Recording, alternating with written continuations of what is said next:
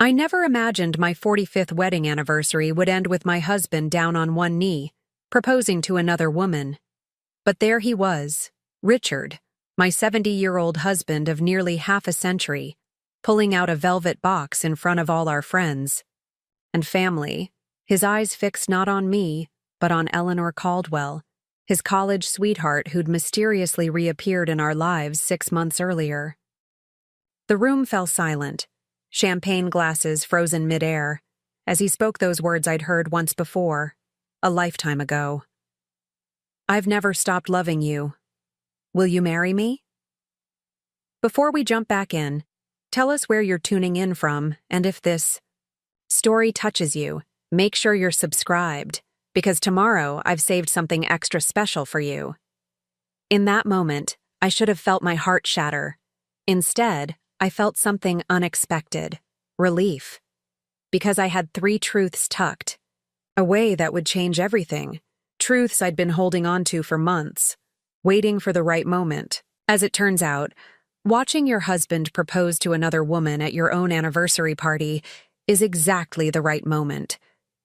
There's a special kind of loneliness that comes from sharing a bed with someone for 45 years while feeling completely unseen.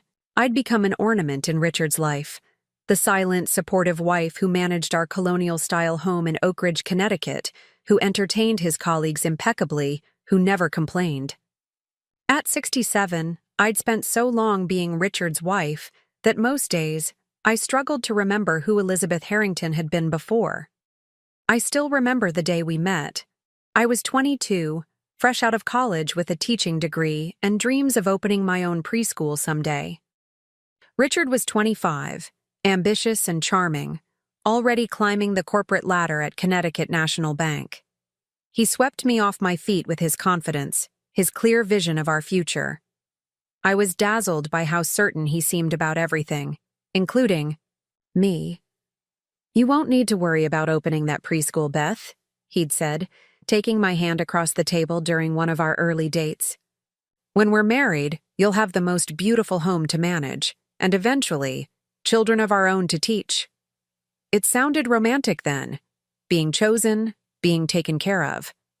I didn't realize I was agreeing to disappear. The garden room was my favorite place in our house, a sun-drenched space I'd created from the unused porch, filled with potted ferns and flowering plants I tended daily. It was there I sat that Tuesday morning in October, holding the cardiologist's report. Mild heart failure, will require lifestyle modifications, stress reduction, regular monitoring. The words blurred as I read them again, not immediately life-threatening, but serious enough.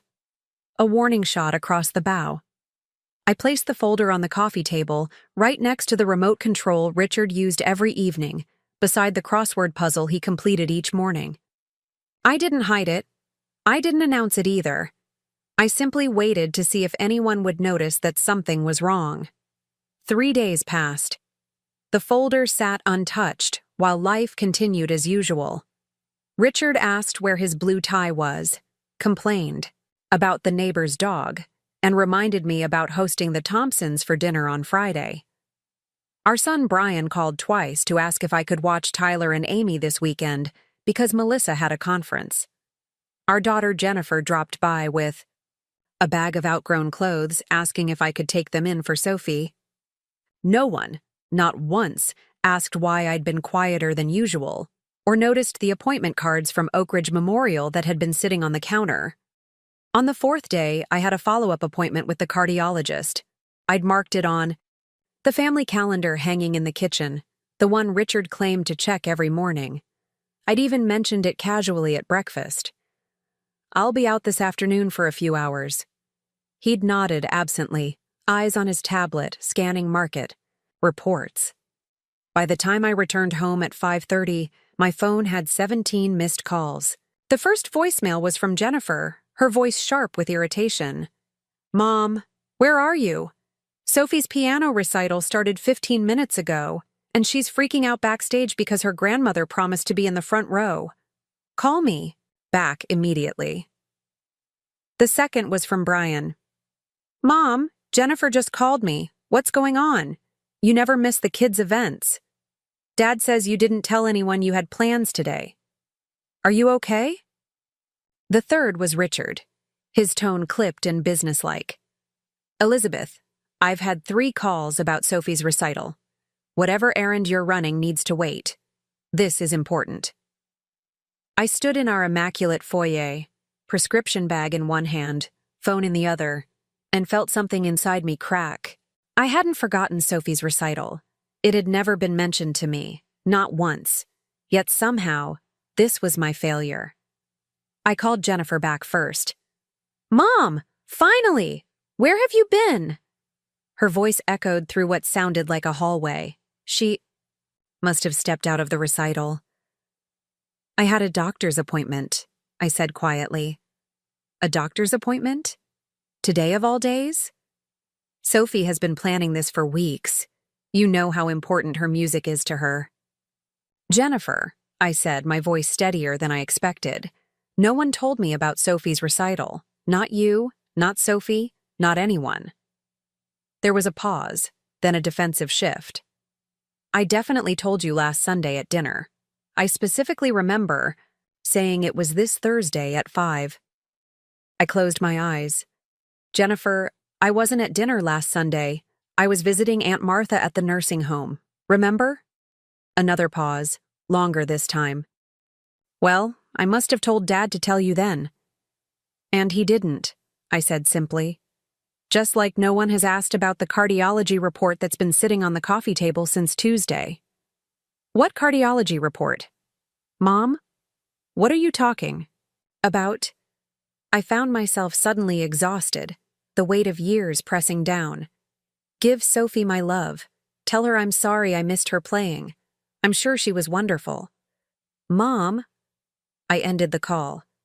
My phone immediately began ringing again, but I silenced it and walked slowly to the kitchen. I placed my new medications in the cabinet, next to the vitamins no one but me remembered to take. I filled a glass with water and drank it slowly, looking out at the garden I'd created from nothing, the roses still blooming despite the autumn chill. The front door opened with Richard's distinctive heavy step. Elizabeth, where have you been? His voice held the familiar note of exasperation he reserved for when I'd inconvenienced him in some way. I turned to face my husband of 45. Years. His silver hair was still thick, his posture straight. The very picture of a successful, well-preserved man in his 70s. He'd aged well. Everyone said so. I wondered suddenly if I had too, and realized I rarely looked in mirrors anymore. I had a cardiology appointment, I said. I've been diagnosed with heart failure. His expression shifted from irritation to shock. Heart failure? That's impossible. You're perfectly healthy. Apparently not. Why didn't you tell me? I gestured toward the living room. The report has been on the coffee table since Tuesday. You can't expect me to notice something like that just sitting there, he said, defensive now. If it was important, you should have told me directly. The familiar pressure started building in my chest, not my heart condition, but decades of swallowed words. You're right, I said finally. I should have known better than to expect you to notice anything about me unless I announce it. His eyebrows rose. What's that supposed to mean? It means I'm tired, Richard. I'm tired of being invisible until something goes wrong. I'm tired of everyone assuming I'll handle everything without ever being asked if I can, or if I want to. Is this about Sophie's recital? Jennifer said you forgot. It happens, Elizabeth. No need to be dramatic about it. No one told me about the recital. My voice was quiet but firm. Preparing and narrating this story took us a lot of time, so if you are enjoying it, subscribe to our channel. It means a lot to us. Now back to the story. Just like no one asked about my doctor's appointment that was clearly marked on the calendar. Just like no one has noticed that I've been making excuses not to eat for 3 days because I've been too anxious about these test results.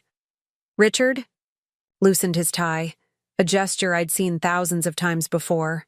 It meant he was uncomfortable and wanted the conversation to end. Look, I'm sorry if you feel overlooked, but you're making a mountain out of a molehill. We all have a lot going on. He glanced at his watch. The Thompsons will be here in less than 2 hours. Is dinner under control?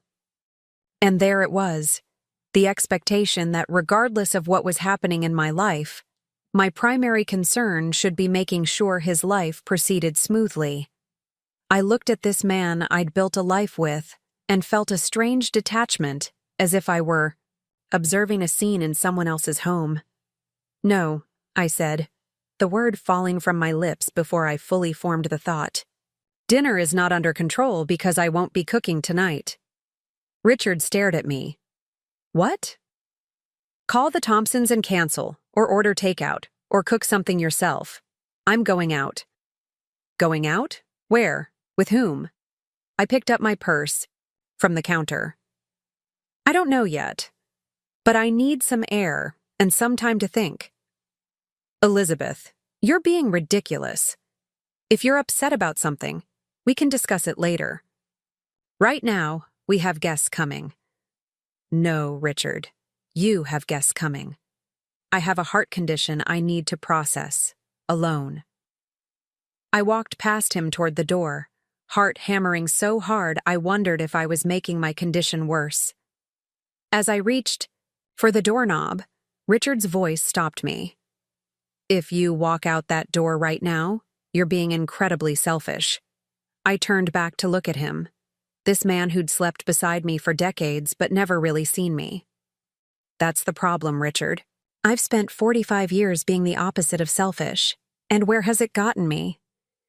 I stepped outside into the crisp October air and closed the door behind me. For the first time in as long as I could remember, I had nowhere specific I needed to be, nothing pressing I needed to do. The sensation was dizzying, terrifying, and strangely exhilarating. I walked to the end of our tree-lined street, past manicured lawns and elegant homes so similar to ours. My phone buzzed repeatedly in my purse, but I didn't answer. Instead, I did something I hadn't done in years. I hailed a taxi. Where to, ma'am? The driver asked. I hesitated only a second. The Lighthouse, please.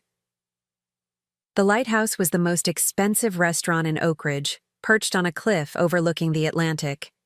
Richard and I had celebrated our anniversaries, there for years, always with the same routine. He would order for both of us, spend half the evening on business calls, and we'd be home by 9. It was elegant, predictable, and utterly devoid of joy. Tonight, I walked in alone. The maitre d' recognized me immediately, his professionalism barely masking his surprise. Mrs. Harrington, we weren't expecting you until next month for your anniversary. Is Mr. Harrington joining you? No, just me tonight, Pierre. A table for one, please. His eyebrows rose slightly, but he recovered quickly. Of course. Would you prefer a table by the window? Yes, that would be lovely. Seated at a small table overlooking the darkening ocean, I felt conspicuous and out of place. Women my age didn't dine alone at the Lighthouse, but as I ordered a glass of wine, selecting it myself rather than deferring to Richard's expertise, a strange calm settled over me. The wine was crisp and bright on my tongue. I ordered the seafood special because I wanted it, not because it was the most modestly priced item, as had been my habit. As I waited for my meal, I noticed a woman at a neighboring table watching me. She was perhaps 15 years younger than me, dining with a man who appeared to be her husband. When our eyes met, she smiled. I hope you don't mind me saying, but I admire you dining alone, she said. I've never had the courage. Her husband looked embarrassed. Tina, don't bother the lady. It's fine, I assured him, then turned to her. Thank you. It's my first time, actually. Well, you look completely at ease, Tina said warmly, like you've been doing it for years. Something about her genuine smile cracked open another sealed chamber in my heart. I'm celebrating, I heard myself say. I just walked out on dinner with my husband for the first time in 45 years of marriage. Instead of the awkward, Silence, I expected. Tina laughed. A full, rich sound. Then you definitely need another glass of wine. May we join you? That evening in the lighthouse marked the first real conversation I'd had that wasn't about someone else's needs in longer than I could remember. Tina and Robert Rodriguez were new to Oak Ridge. She was a ceramics artist with a studio downtown. He taught literature at the community college. They asked me questions about myself, not about Richard's career or our children's accomplishments, but about me.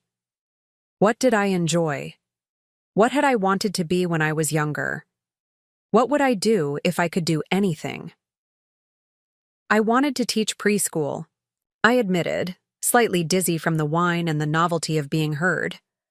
I had all these ideas about creative learning environments for young children. But then I got married, and Richard didn't think it was necessary. It's not too late, you know, Tina said, eyes bright with certainty. I didn't start working with clay until I was 40. Best decision I ever made. I smiled politely, but inside a tiny ember began to glow. What if it wasn't too late? When I finally checked my phone, I had 23 missed calls and dozens of text messages. Richard had called the police. Jennifer and Brian had been driving around town looking for me. The Thompsons had been sent home with profuse apologies about my episode. I texted Richard, "I'm fine. Needed time alone. Don't wait up." Then I turned off my phone, asked the Rodriguez couple for a recommendation, and checked into the Harbor View Inn for the night. Another first. Alone in the clean, anonymous room, I kicked off my sensible shoes and lay fully clothed on top of the bedspread, staring at the ceiling. "My name is Elizabeth Harrington," I whispered to the empty room. "I am 67 years old, and I have heart failure. I may have less time left than I thought, and I have no idea who I am anymore." That night, I dreamt of clay, my hands shaping something formless into something beautiful. When I woke, streaks of dawn were painting the harbor waters gold and pink. I felt lighter somehow, as if I'd shed a skin I'd outgrown decades ago. I turned on my phone to find even more messages, their tone evolving from anger to panic. I sent a simple text to our family group chat. "I'm safe. Coming home now? To talk. Please be there." When the taxi dropped me at our house, 3 cars were parked in the driveway. Richard's Mercedes, Jennifer's SUV, and Brian's sedan. They were waiting for me, probably rehearsing the intervention they thought I needed. I straightened my shoulders, took a deep breath, and walked into my home of 43 years as if it belonged to strangers. In many ways, it did. They were gathered in the living room, Richard in his armchair, Jennifer and Brian on the sofa, their spouses hovering uncertainly nearby. All heads turned when I entered, expressions ranging from relief to confusion to irritation. "Mom!" Jennifer rushed toward me. "We've been worried sick. How could you just disappear like that?" "Where were you?" Brian demanded. "Dad called the police." Richard remained seated, his face a mask of controlled anger, and, beneath it, something I rarely saw: uncertainty. I set my purse down carefully on the side table. The cardiology report was still there, exactly where I'd left it, still unread by anyone but me. "I needed some time to think," I said calmly. "I spent the night at Harbor View Inn." "Alone?" Richard's voice held surprise and something else, suspicion. "Yes, Richard. Alone." I looked around at their concerned faces and felt suddenly very tired. "I have something important to tell all of you, and I need you to listen." I picked up the folder and held it out. 3 days ago, I was diagnosed with heart failure. It's not immediately life-threatening, but it's serious. I left the report right here, hoping someone would notice, would ask if I was okay. No one did. Jennifer's hand flew to her mouth. "Mom, why didn't you say something?" "Because I shouldn't have to announce that I'm unwell to receive basic concern from my family," I said quietly. "Because I'm tired of being visible only when I'm serving a purpose for someone else." "That's not fair," Brian protested. "Isn't It? I looked at my son, this man I'd raised, who called me only when he needed childcare. When was the last time any of you called just to ask how I was doing? Not to ask for a favor, not to remind me of an obligation, but simply because you cared about my well-being? The silence that followed was answer enough. I've made a decision, I continued, my voice steadier than I expected. From now on, I will no longer be the default solution to everyone's problems. I will no longer cook meals without being asked or thanked. I will no longer rearrange my schedule at a moment's notice to accommodate everyone else's emergencies. And I will no longer pretend that this kind of one-sided relationship is normal or healthy. Richard stood up abruptly. Elizabeth, you're overwrought. This health scare has obviously upset you. Let's discuss this when you're thinking more clearly. I'm thinking more clearly than I have in decades, I replied. And dismissing my feelings as overwrought is exactly the problem, Richard. Melissa, Brian's wife, had been quiet until now. I think Beth is right, she said suddenly, earning a sharp look from my son. We do take her for granted. We all do.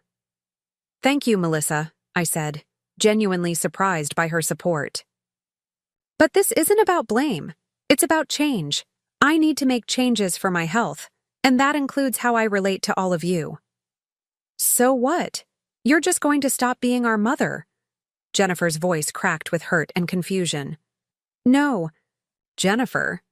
I'm going to start being myself, whoever that is, in addition to being your mother. There's a difference. I turned to Richard, who was watching me with an expression I couldn't quite read. I'm going to stay with my sister Martha for a few days. I need space to think about what I want and what's best for my health. And after that? Richard asked quietly. I met his gaze steadily. I don't know yet. That depends on many things, including whether any of you actually hear what I'm saying today. As I packed a small bag upstairs, I could hear them talking about me in the living room. Concerned, confused, a little angry. They were discussing me as if I were a problem to be solved rather than a person with legitimate needs. It only confirmed that I was making the right decision. When I came back downstairs, Richard was waiting alone at the bottom of the stairs. The others had apparently been sent home. This is about Eleanor, isn't it? He asked abruptly. I stared at him, genuinely confused. Eleanor? What are you talking about? Eleanor Caldwell, my old girlfriend from college. Jennifer mentioned she ran into her at the alumni event last month, and now suddenly you're having some kind of midlife crisis. I nearly laughed at the absurdity. Richard, I didn't even know Eleanor was back in touch. And I'm well past midlife, as are you. He looked skeptical. Then why now? Why is this suddenly an issue after 45 years? I studied my husband's face, the face I'd woken up to for most of my life, and felt a profound sadness. It's not sudden for me, Richard. I've been disappearing for decades. You just never noticed. I picked up my bag and walked to the door. Before leaving, I turned back one last time. My heart condition is real, by the way. You might want to actually read the report. As I stepped outside into the autumn sunshine, my chest felt tight, with anxiety, but also with something else, possibility. I had no idea what came next, but for the first time in decades, I would be the one deciding. In that moment, I couldn't possibly have imagined that within 6 months, Eleanor Caldwell would indeed become a central figure in our lives, or that by our 45th anniversary, Richard would be on one knee before her, while I held 3 truths that would change everything. Martha lived in a small cottage by the lake, 15 minutes outside of Oak Ridge. My older sister had always been the rebellious one, divorcing her husband of 18 years to find herself at 45. Our mother had been scandalized, our father disappointed. I had been secretly jealous. You can stay as long as you need, Martha said, showing me to her guest room. It was simple but cozy, with windows that overlooked the water. Though I should warn you, I don't have a cleaning service or gourmet meals. We share the work here. I set my bag on the bed. I think I can manage to wash a few dishes, Martha. She studied me carefully, the afternoon sun highlighting the eye, silver in her auburn hair. At 72, Martha had the energetic presence of someone 20 years younger. This is serious, isn't it? Not just a spat with Richard? I've been diagnosed with heart failure, I said quietly. Martha's face softened with concern. Oh, Beth, why didn't you call me immediately? I left the report on the coffee table. For 3 days. No one noticed. Understanding dawned in her eyes. And that was the last straw. Something like that. That night, Martha and I sat on her porch swing, wrapped in blankets against the autumn chill, sipping herbal tea.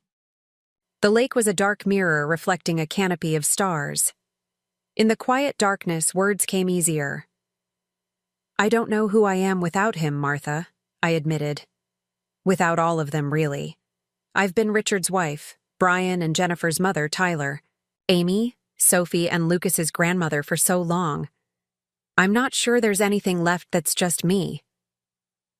Martha was quiet for a moment, gently pushing the swing with her foot. I felt that way too, after the divorce. Like I was this empty outline of a person. It's terrifying. How did you find yourself again? She smiled into the darkness. One piece at a time. I tried things, made mistakes, met new people who only knew the current version of me, not who I'd been before. She patted my hand. You'll find your way, Beth, and whatever you discover, I'll be here. For 3 days, I existed in a strange limbo.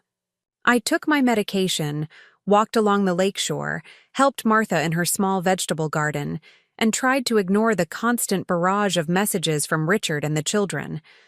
They ranged from concerned to irritated to pleading, but none of them seemed to truly understand why I'd left.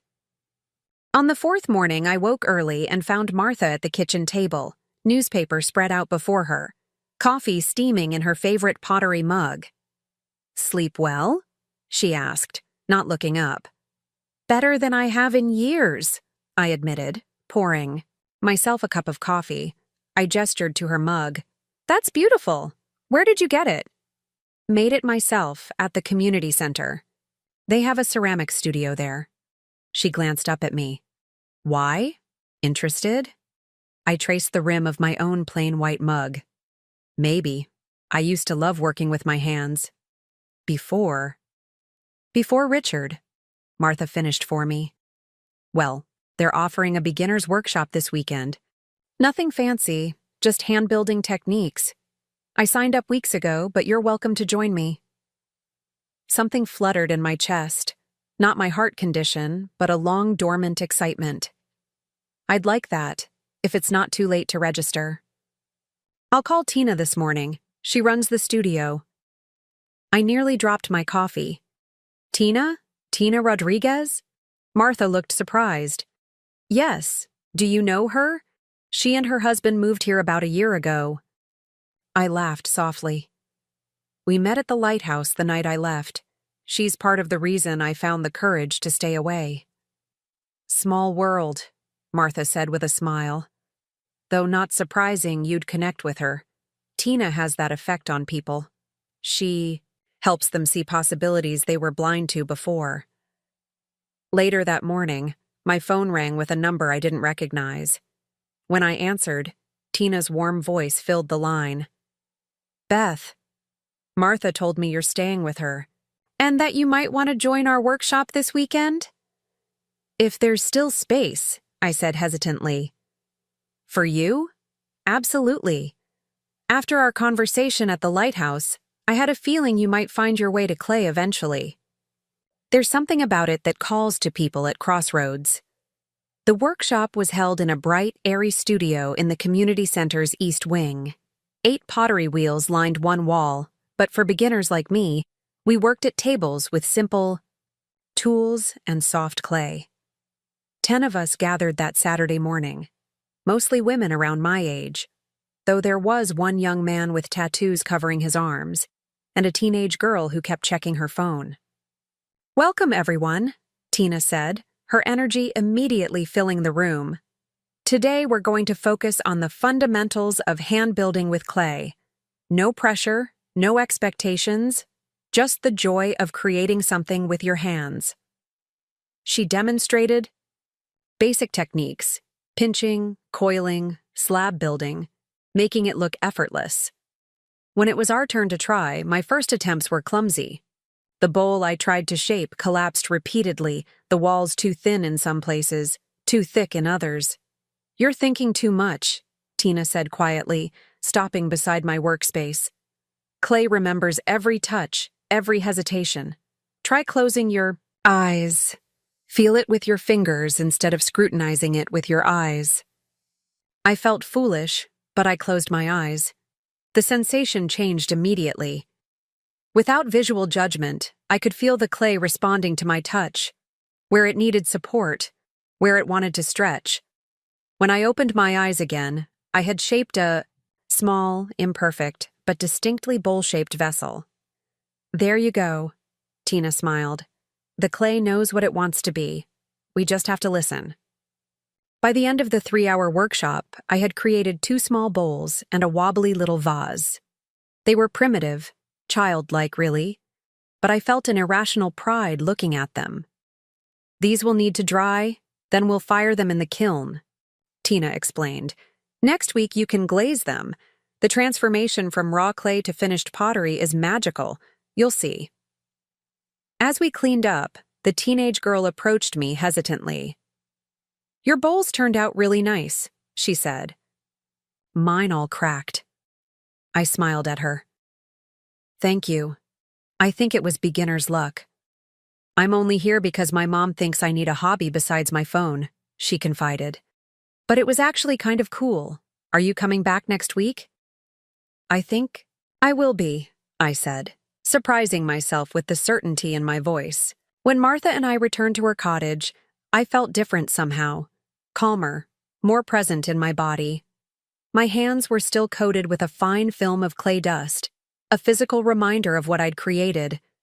I couldn't remember the last time I'd made something just for the joy of it. That evening, there was a knock at Martha's door.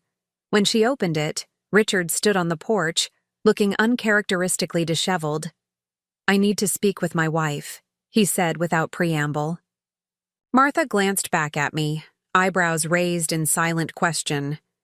I nodded, and she stepped aside to let him in. "I'll be upstairs if you need me," she said pointedly, giving Richard a look that made it clear she wasn't to be trifled with. Left. Alone in Martha's small living room, Richard and I regarded each other warily. He looked older somehow, as if the past week had aged him. There were dark circles under his eyes, and his normally immaculate clothing was slightly rumpled. "You look well," he said finally, sounding surprised. "I am well," I replied. "The rest has been good for me." He sat down heavily on Martha's sofa. "I read your medical report. Why didn't you tell me it was this serious?" "I tried to, Richard. You weren't listening." He ran a hand through his silver hair. "You can't just walk out after 45 years of marriage because of one oversight." "It wasn't one oversight. It was thousands of them, spanning decades." His expression hardened. "So that's it? You're just going to throw away our entire life together?" I sat down in the armchair across from him, suddenly weary. "I haven't decided anything permanent yet. I just know I need this time apart to think clearly. The children are upset. They don't understand why you're doing this." "And you, Richard? Do you understand?" He looked away, his jaw working. "I understand that you're having some kind of episode. The doctor mentioned emotional instability could be a side effect of heart conditions." The familiar dismissal stung, but not as sharply as it once would have. "Is that what you told everyone? That I'm emotionally unstable?" "What else am I supposed to think?" You were fine for 45 years and suddenly you're not? I laughed then, a sound without humor. I wasn't fine, Richard. I was invisible. There's a difference. He stood up abruptly. I didn't come here to argue. I came to bring you home where you belong. And if I'm not ready to come home, then I don't know what to tell the Carmichael Foundation Committee. The gala is in 2 weeks, and I'm being honored for my years of service. They're expecting my wife to be there. Of course, Richard's award ceremony. That's what had finally driven him to find me. Not concern for my health, but concern for appearances.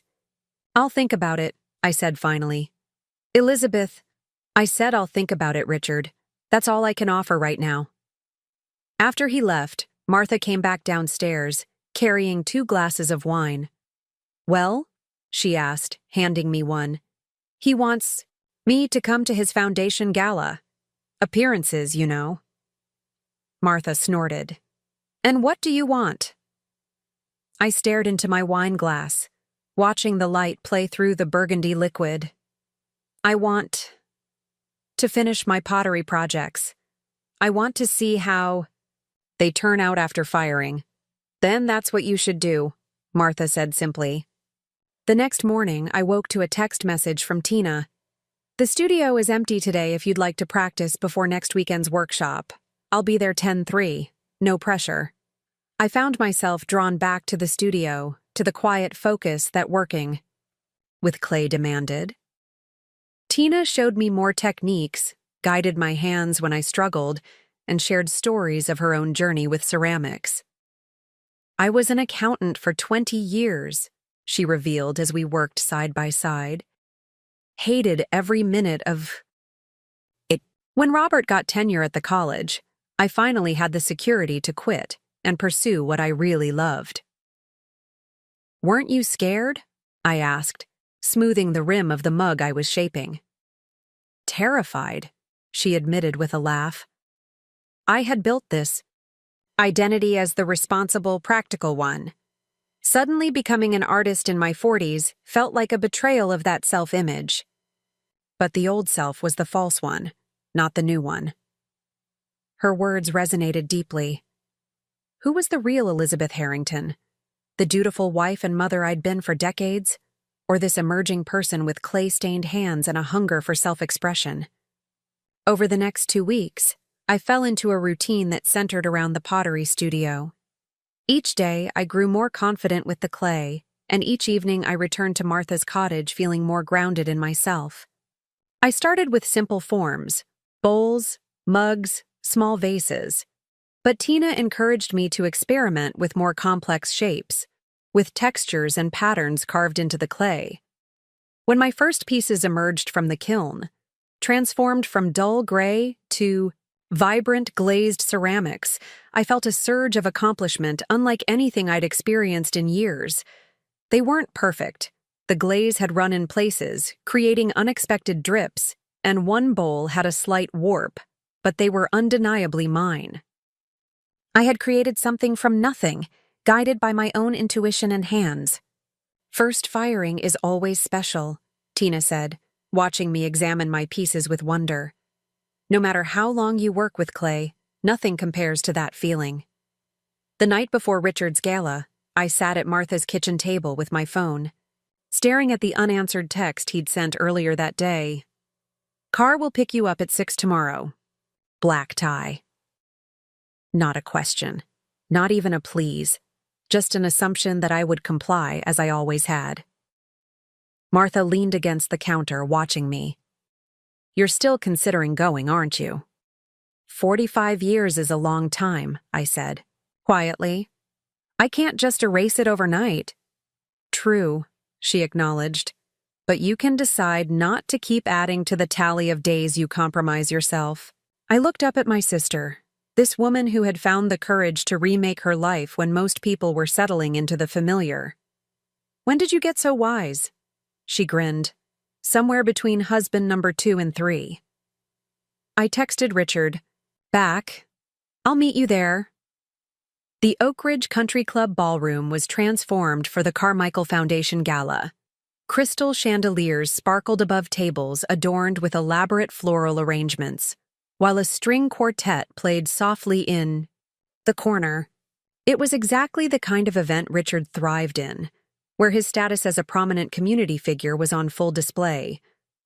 I had deliberated over what to wear, finally choosing a dress I'd purchased on impulse during a shopping trip with Tina.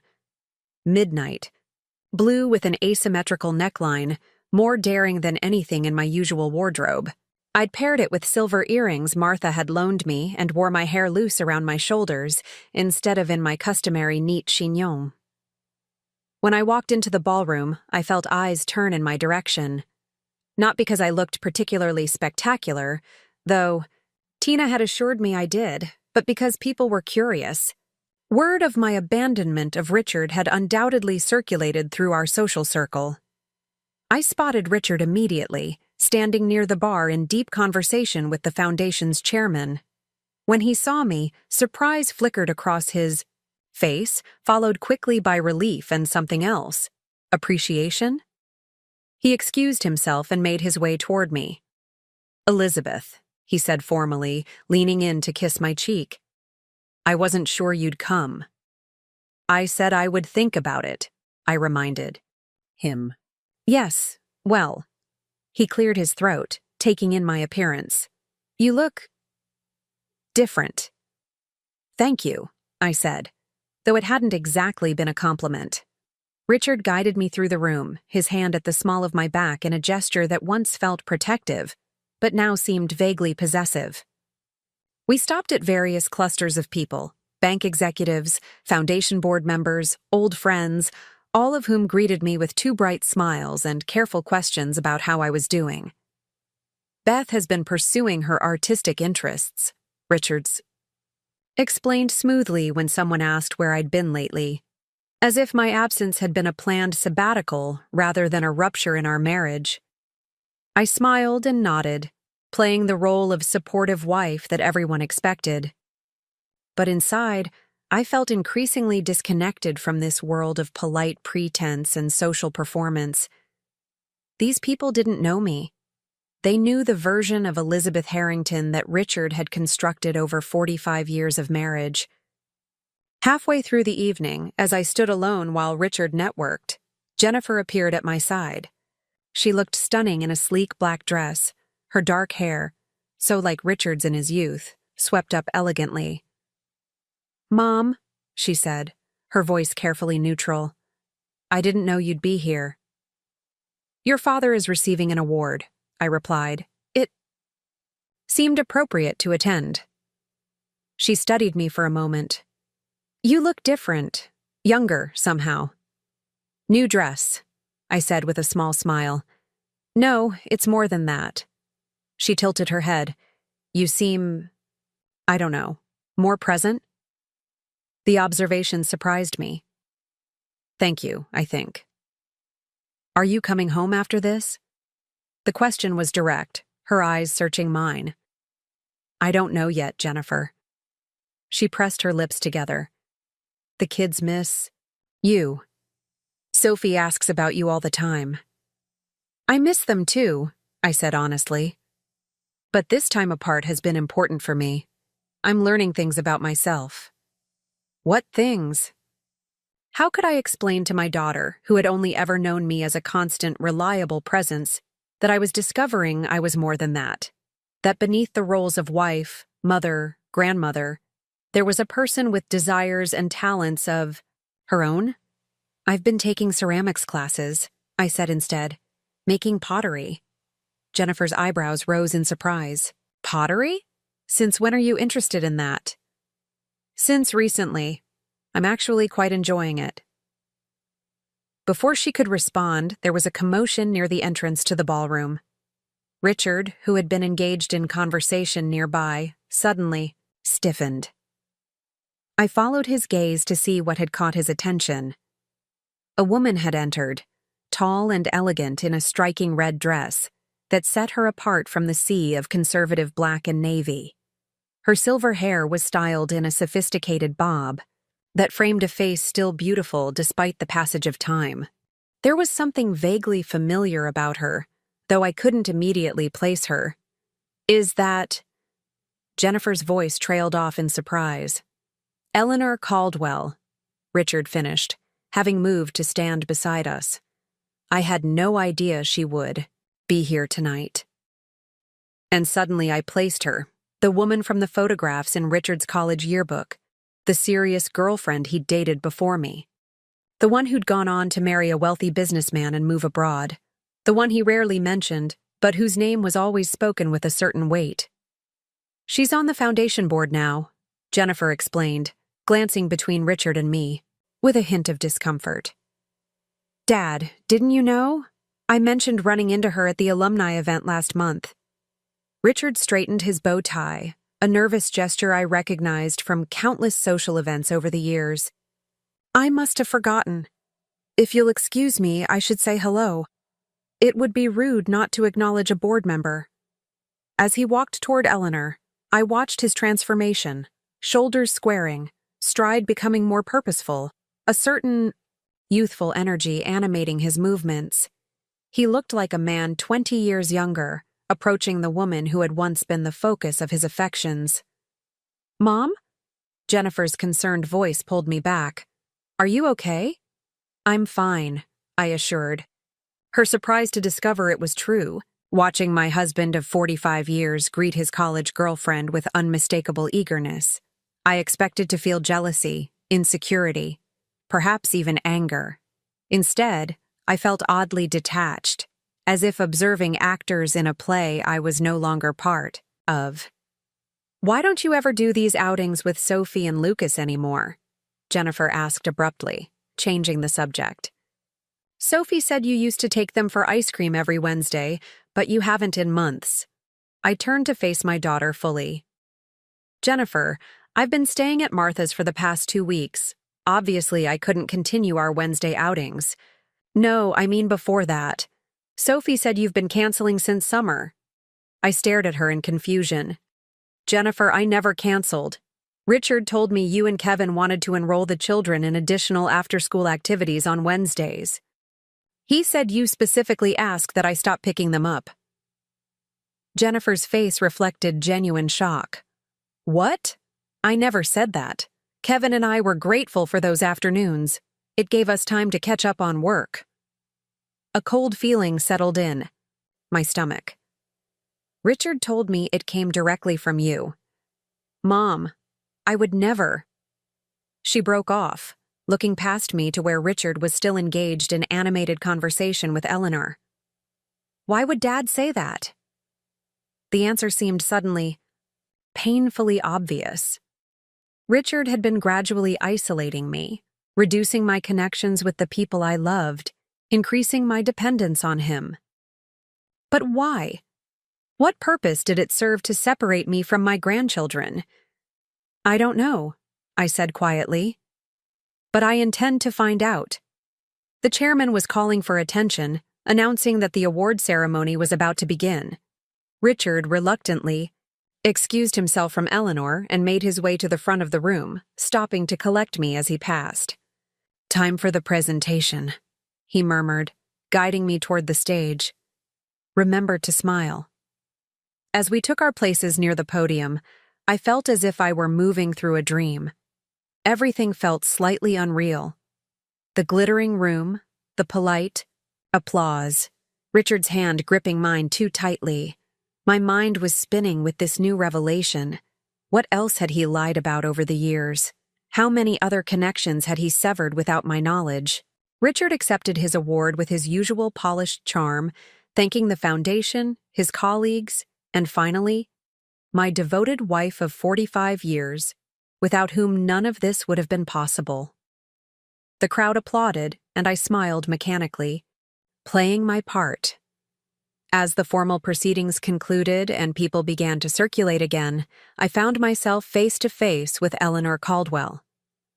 Up close, she was even more striking, tall and poised, with intelligent eyes that assessed me coolly. You must be Elizabeth, she said, extending her hand. I've heard so much about you from Richard. I shook her hand, noting her firm grip. Have you? How strange, since he's barely mentioned you.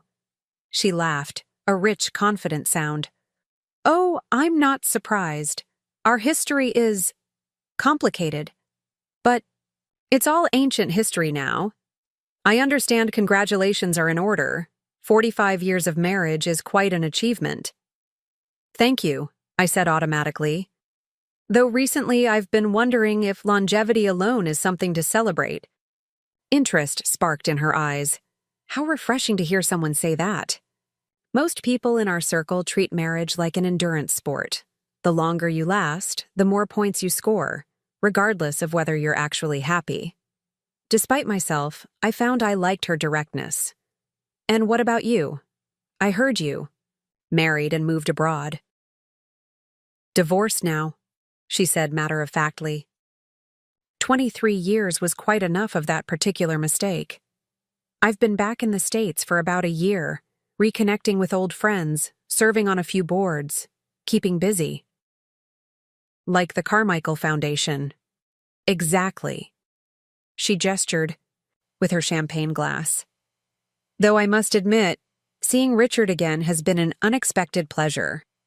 He hasn't changed a bit, still the same charming, ambitious man he always was. I smiled slightly. Oh, I wouldn't say that. We all change over time. Do we? She regarded me thoughtfully. Or do we just become more intensely ourselves? The essence remains the same, just more concentrated as we age, like a reduction sauce.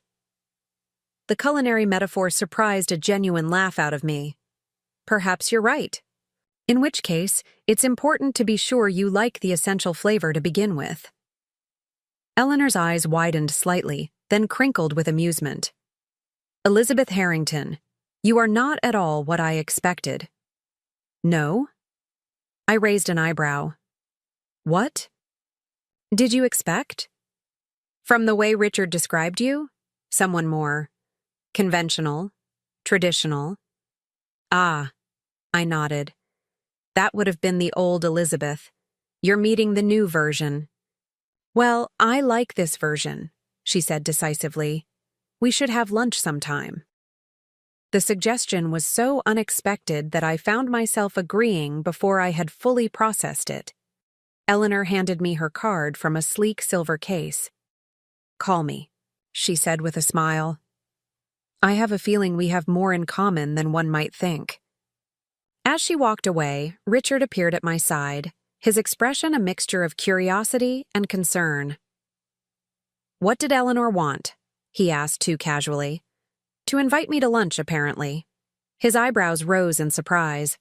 That's unexpected. She's not what I imagined, I admitted, based on the little you've told me about her over the years. Richard shifted uncomfortably. As I said, it was all a long time ago. Was it? I studied his face, noting the heightened color in his cheeks, the slight quickening of his breath when he looked in Eleanor's direction. Because you seem quite affected by seeing her again. Don't be ridiculous, Elizabeth, he said stiffly. I was simply surprised to see her here. Now, shall we mingle? The Hendersons were asking after you earlier. As he guided me toward another group of acquaintances, I felt a strange clarity descending. The distance of the past 2 weeks had given me perspective I'd never had before. I could see patterns in our marriage that had been invisible when I was immersed in them, the subtle ways Richard controlled the narrative, the information that reached me, the connections I maintained. Most of all, I could see how I had ceded my identity to him piece by piece over the decades, until there was almost nothing left that was uniquely mine. The Elizabeth who had walked into this ballroom tonight was different. She was reclaiming those pieces, reassembling them into someone new yet familiar. Someone I was beginning to recognize and respect. Later that night, as the event wound down, Richard leaned in close, his breath warm against my ear. Come home, Elizabeth, he murmured. This separation has gone on long enough. What will people think? I'm not ready, I said simply. His expression hardened. This isn't just about you. Have you thought about what this is doing to our family? To our reputation in the community? I'm thinking about my health, Richard. And part of that is emotional well-being. And pottery makes you emotionally well? His tone was dismissive. This hobby of yours is tearing our family apart. I looked at my husband of 45 years and felt a profound sadness. No, Richard. The tear happened long ago. I'm just finally acknowledging it. As I left the gala alone, declining his offer of a ride, I felt lighter somehow. The night air was crisp against my skin, and above me, stars punctured the darkness with pinpricks of light. I thought of Tina's words from the pottery studio. The clay knows what it wants to be. We just have to listen. Perhaps the same was true of people. Perhaps Elizabeth Harrington had always known what she wanted to be, beneath the layers of expectations and obligations. And now, finally, I was learning to listen. The revelation about Richard's lie regarding the grandchildren gnawed at me in the days following the gala. I couldn't fathom why my husband would deliberately sever one of my most treasured connections. What purpose did it serve? What else had he misrepresented over our decades together? Martha noticed my preoccupation as I absent-mindedly kneaded a lump of clay at her kitchen table, rolling it between my palms without actually shaping it. "You've been staring at that same ball of clay for 20 minutes, she observed, setting a cup of tea beside me. "What's going on in that head of yours?" I told her about my conversation with Jennifer, about Richard's fabrication regarding the Wednesday afternoons with Sophie and Lucas. That manipulative son of a... Martha caught herself, taking a deep breath. "Sorry, but why would he do that? It makes no sense." "I've been asking myself the same question," I said, finally setting the clay aside. "The only explanation I can think of is that he wanted me more isolated, more dependent on him. But why now, after all these years?" Martha sat down across from me, her expression thoughtful. "When did this start? The cancellations?" I tried to recall the timeline. Around May or June, I think. Sophie mentioned it at the gala, that I'd been canceling since summer. "And what else happened around that time? Any changes in Richard's routine? His behavior?" I thought back to early summer. The Carmichael Foundation appointed its new board members. Richard was particularly invested in it this year. And who's on that board? The connection clicked suddenly. Eleanor Caldwell. Martha leaned back in her chair, a knowing look crossing her face. Bingo. "But that's ridiculous," I protested. "Richard can't possibly still harbor feelings for a college girlfriend after nearly 50 years. "Can't he?" Martha raised an eyebrow. "You saw them together at the gala. How did he act around her?" The image was still clear in my mind. Richard's sudden animation, the way he had straightened his posture, the youthful energy that had seemed to course through him. "Different," I admitted. "Younger, somehow. More. Alive." "And how long? Has it been since you've seen him look at you that way?" The question stung with its accuracy. I couldn't remember the last time Richard had looked at me with genuine excitement, if he ever had. Appreciation for a well-hosted dinner party, perhaps. Satisfaction when I'd dressed appropriately for an important event. But that spark of genuine delight? Never. "You think he's been planning this?" I asked, deliberately distancing me from the family to... "What? Make room for Eleanor?" Martha shrugged. "I don't know if it's that calculated. But men like Richard, men who are used to managing outcomes, orchestrating situations, they often start moving pieces around the board long before they consciously acknowledge why they're doing it." I thought about Richard's behavior over the past months, his increased irritability, his prolonged absences for foundation business, the subtle ways he'd criticized me more frequently. Had he been unconsciously preparing to replace me?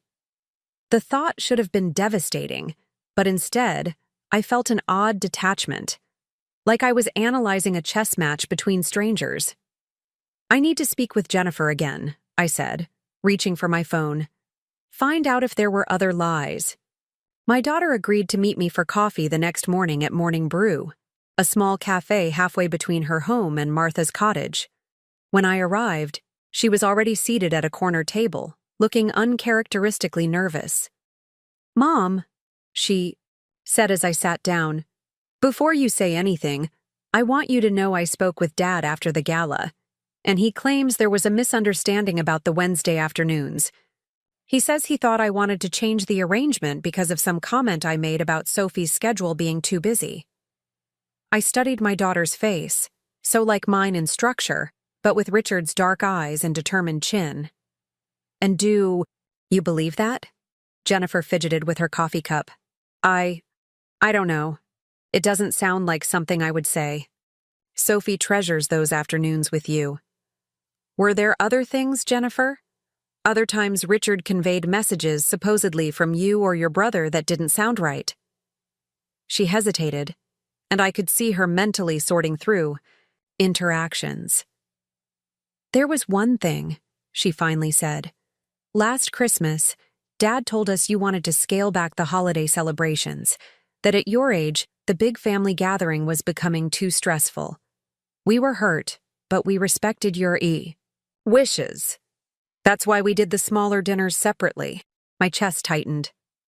Last Christmas had been the loneliest of my life. For the first time in decades, I hadn't hosted our traditional family gathering.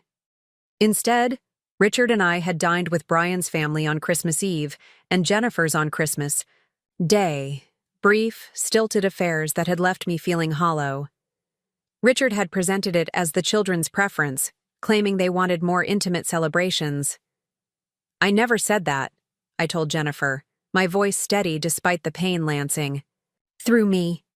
"I look forward to our family Christmas all year." Jennifer's eyes widened, then narrowed with dawning anger.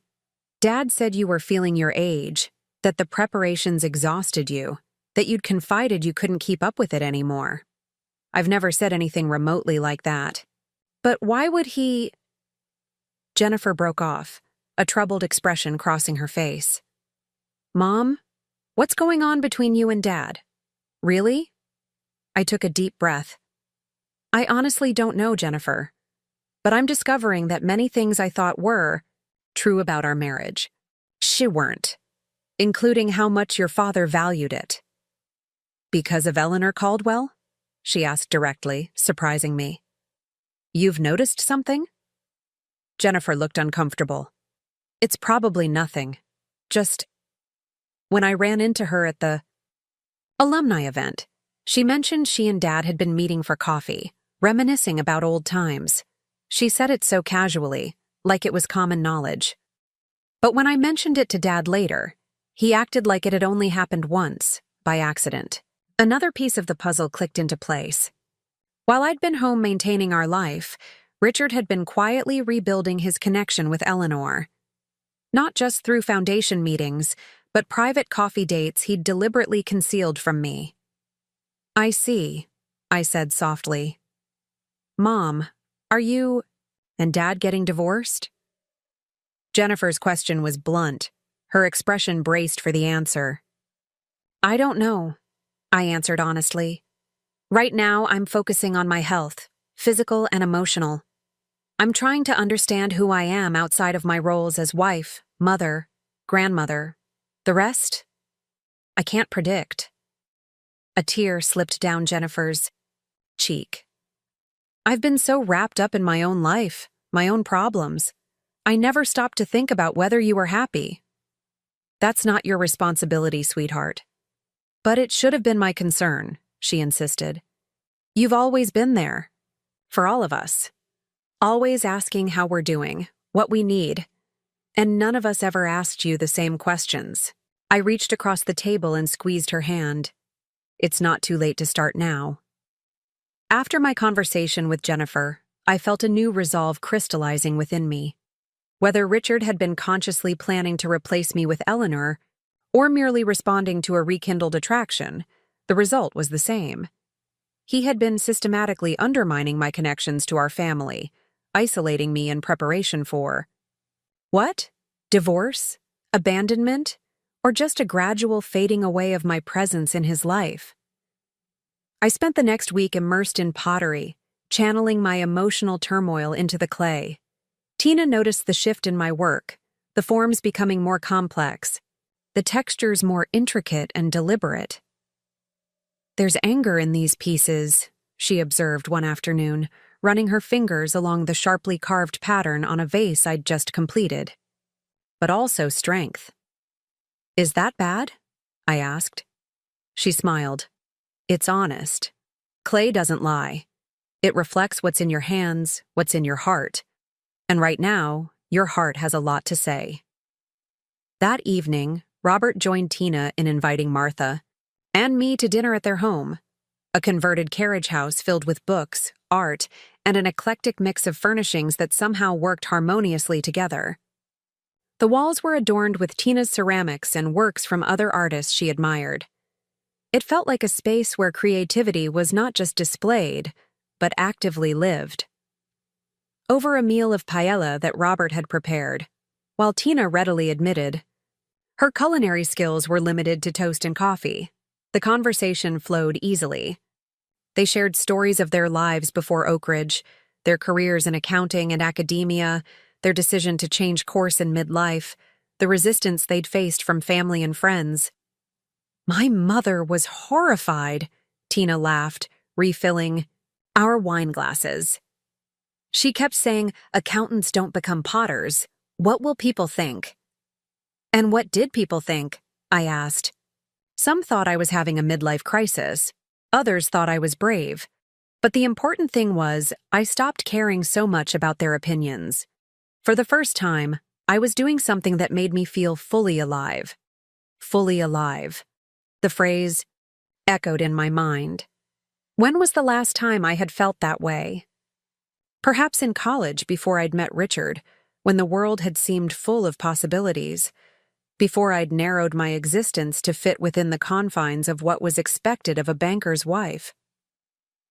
"It's never too late to reinvent yourself," Robert added, his kind eyes crinkling at the corners.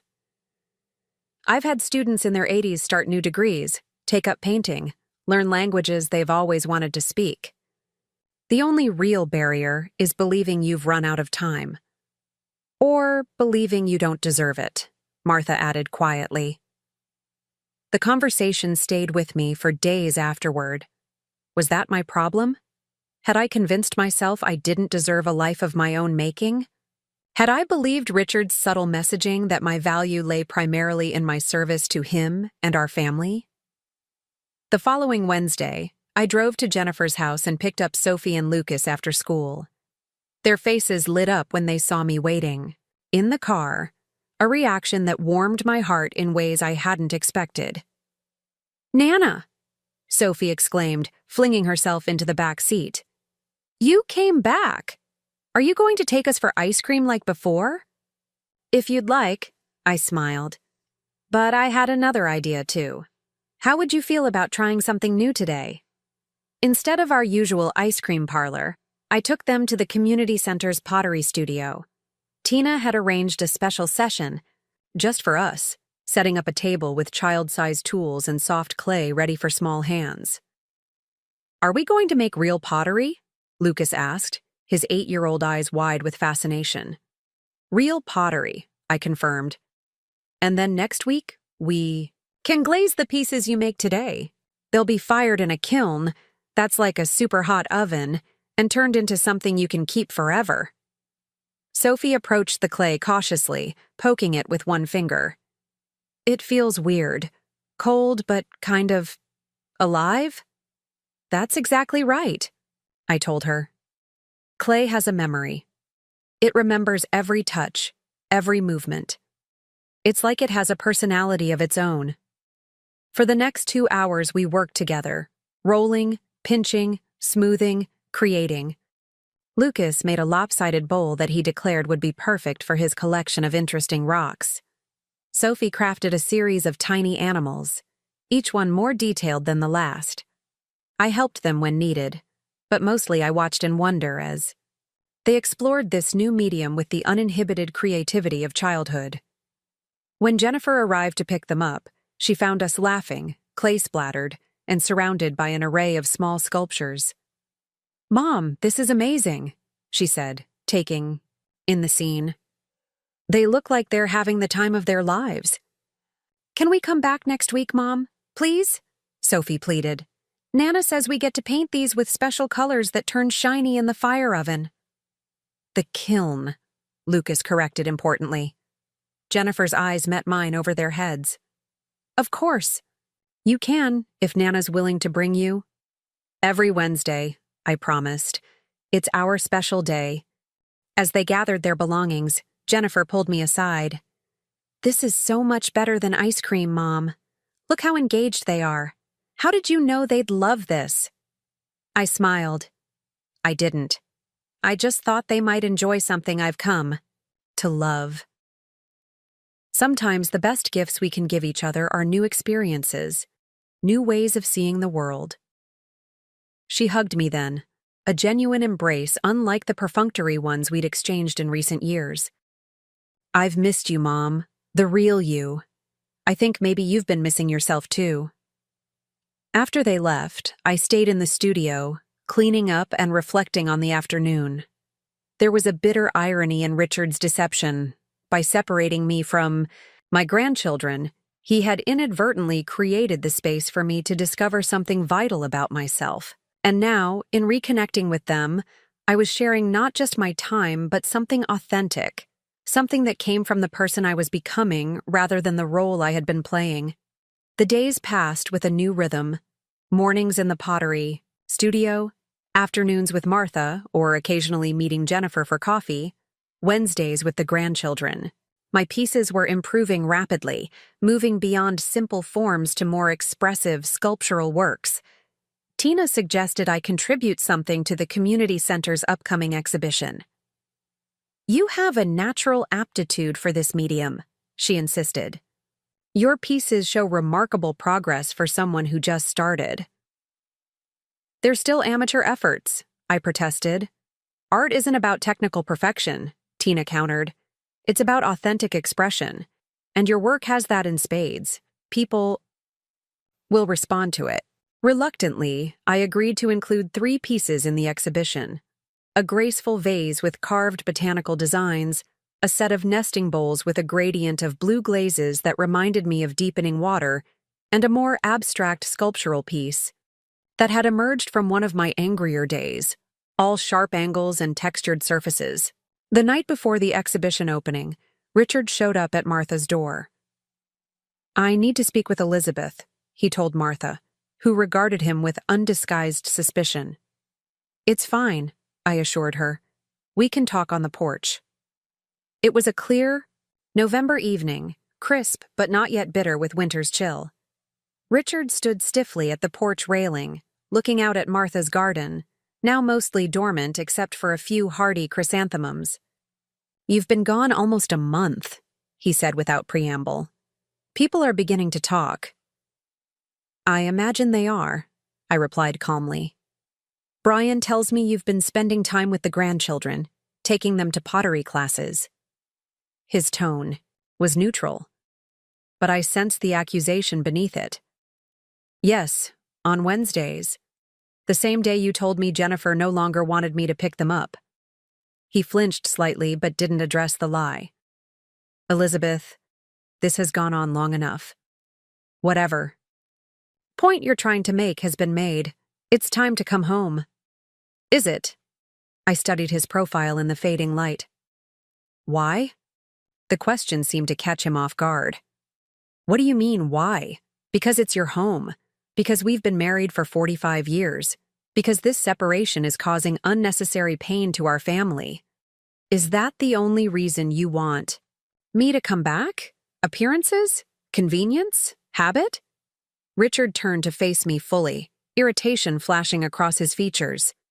"What more do you want from me, Elizabeth? I've respected your need for space. I've managed on my own for weeks. I've even started learning to cook simple meals, for God's sake. What else are you looking for?" The question hung between us, weighted with decades of unspoken expectations, compromises, and silent surrenders. What did I want from Richard, from our marriage, from this life that had somehow slipped past me while I was busy maintaining it for everyone else? I want to be seen, I said finally, the words emerging with quiet certainty. Not as an extension of you, not as a role to be filled, but as a whole person with my own needs, desires, and value. I've spent 45 years being Richard Harrington's wife, and somewhere along the way, I lost Elizabeth entirely. He looked genuinely perplexed.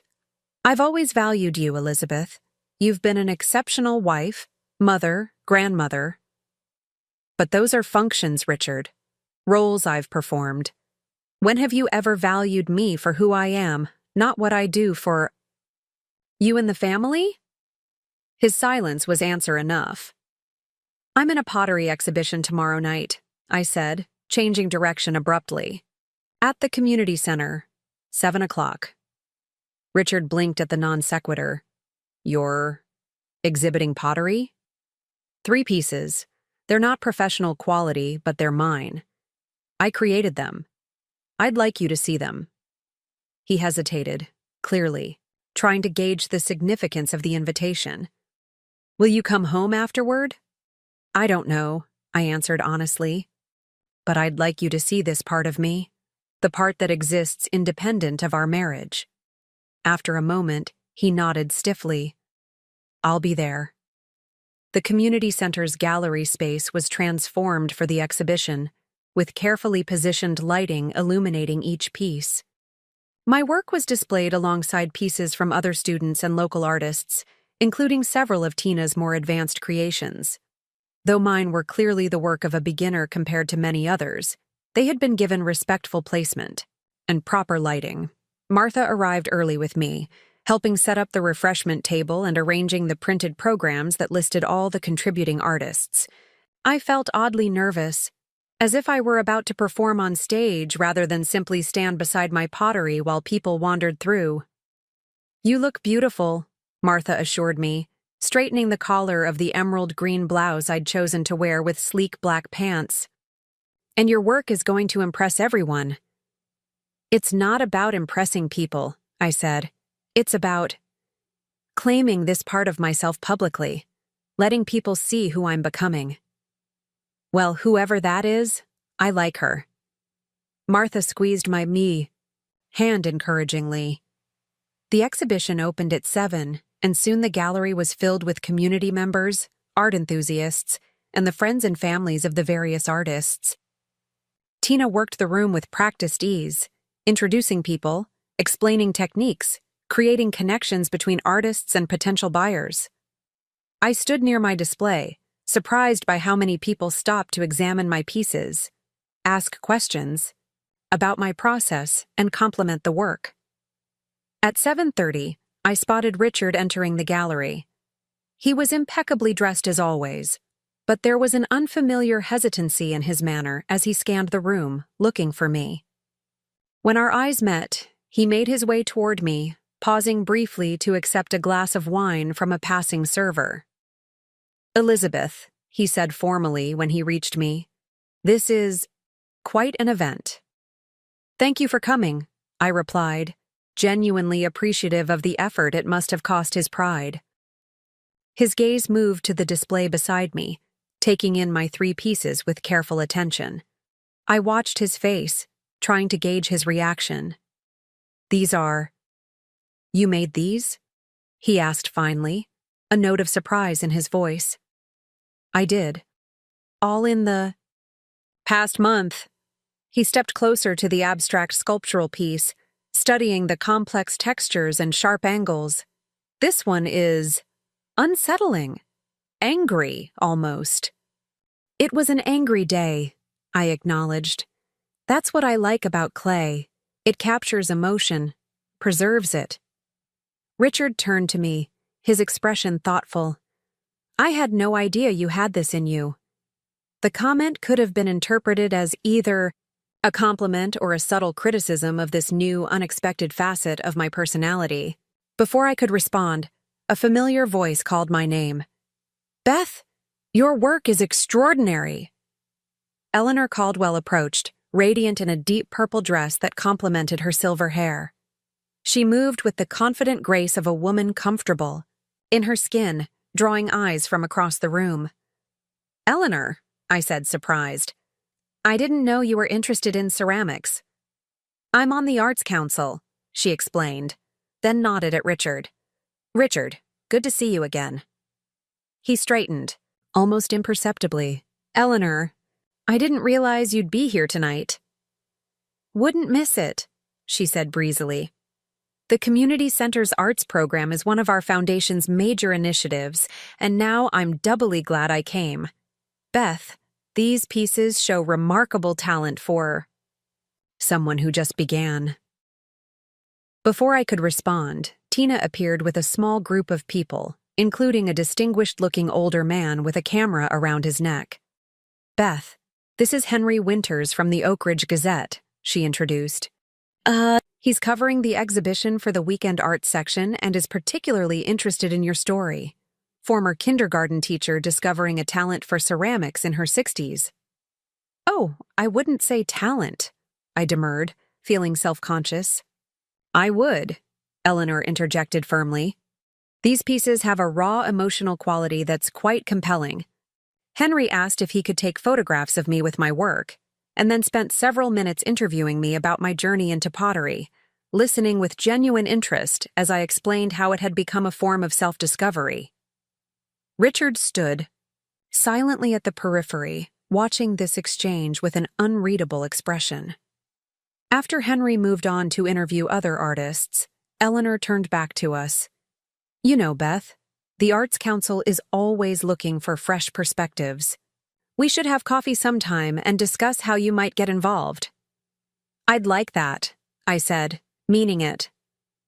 Despite the complicated dynamics of her history with Richard, I found myself drawn to Eleanor's directness and evident passion for the arts. Richard cleared his throat. "Eleanor, might I have a word with you privately? There's a foundation matter I'd like to discuss." She raised an eyebrow but nodded. "Of course. Beth, we'll continue this conversation later. Your work is truly impressive." As they walked away, I watched Richard's body language, the slight lean toward Eleanor as they spoke, the animated gestures, the focused attention he rarely showed in conversation with me. They looked right together somehow, two sophisticated, accomplished people with a shared history and evident chemistry. Surprisingly, the observation didn't wound me as it might have just weeks earlier. Instead, I felt a curious sense of clarity. Richard and I had built a life together based on complementary roles rather than genuine connection. He had needed a supportive wife to maintain his home and social standing.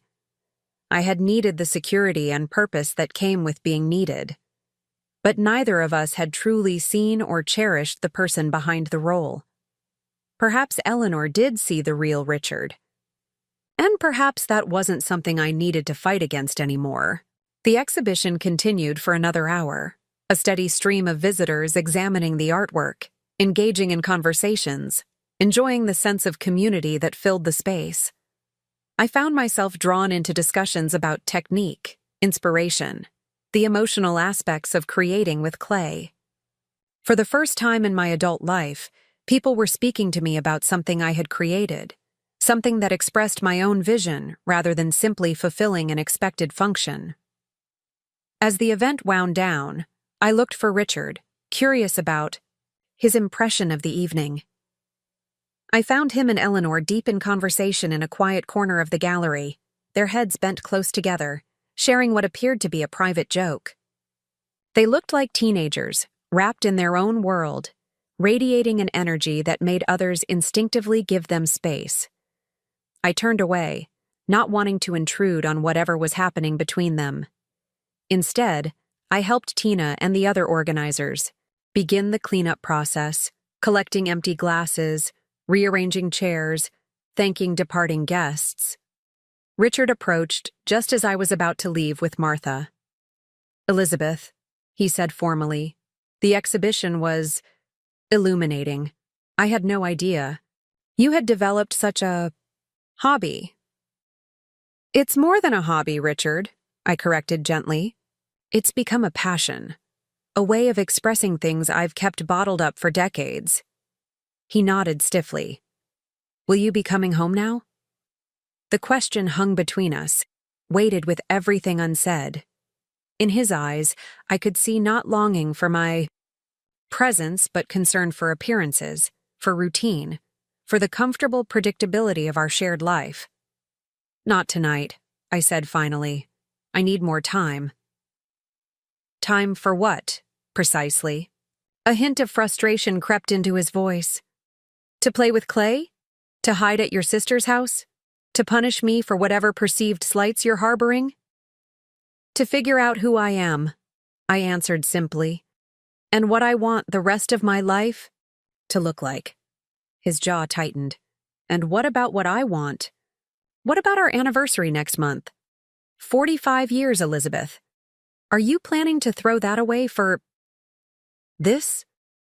He gestured dismissively toward my pottery display.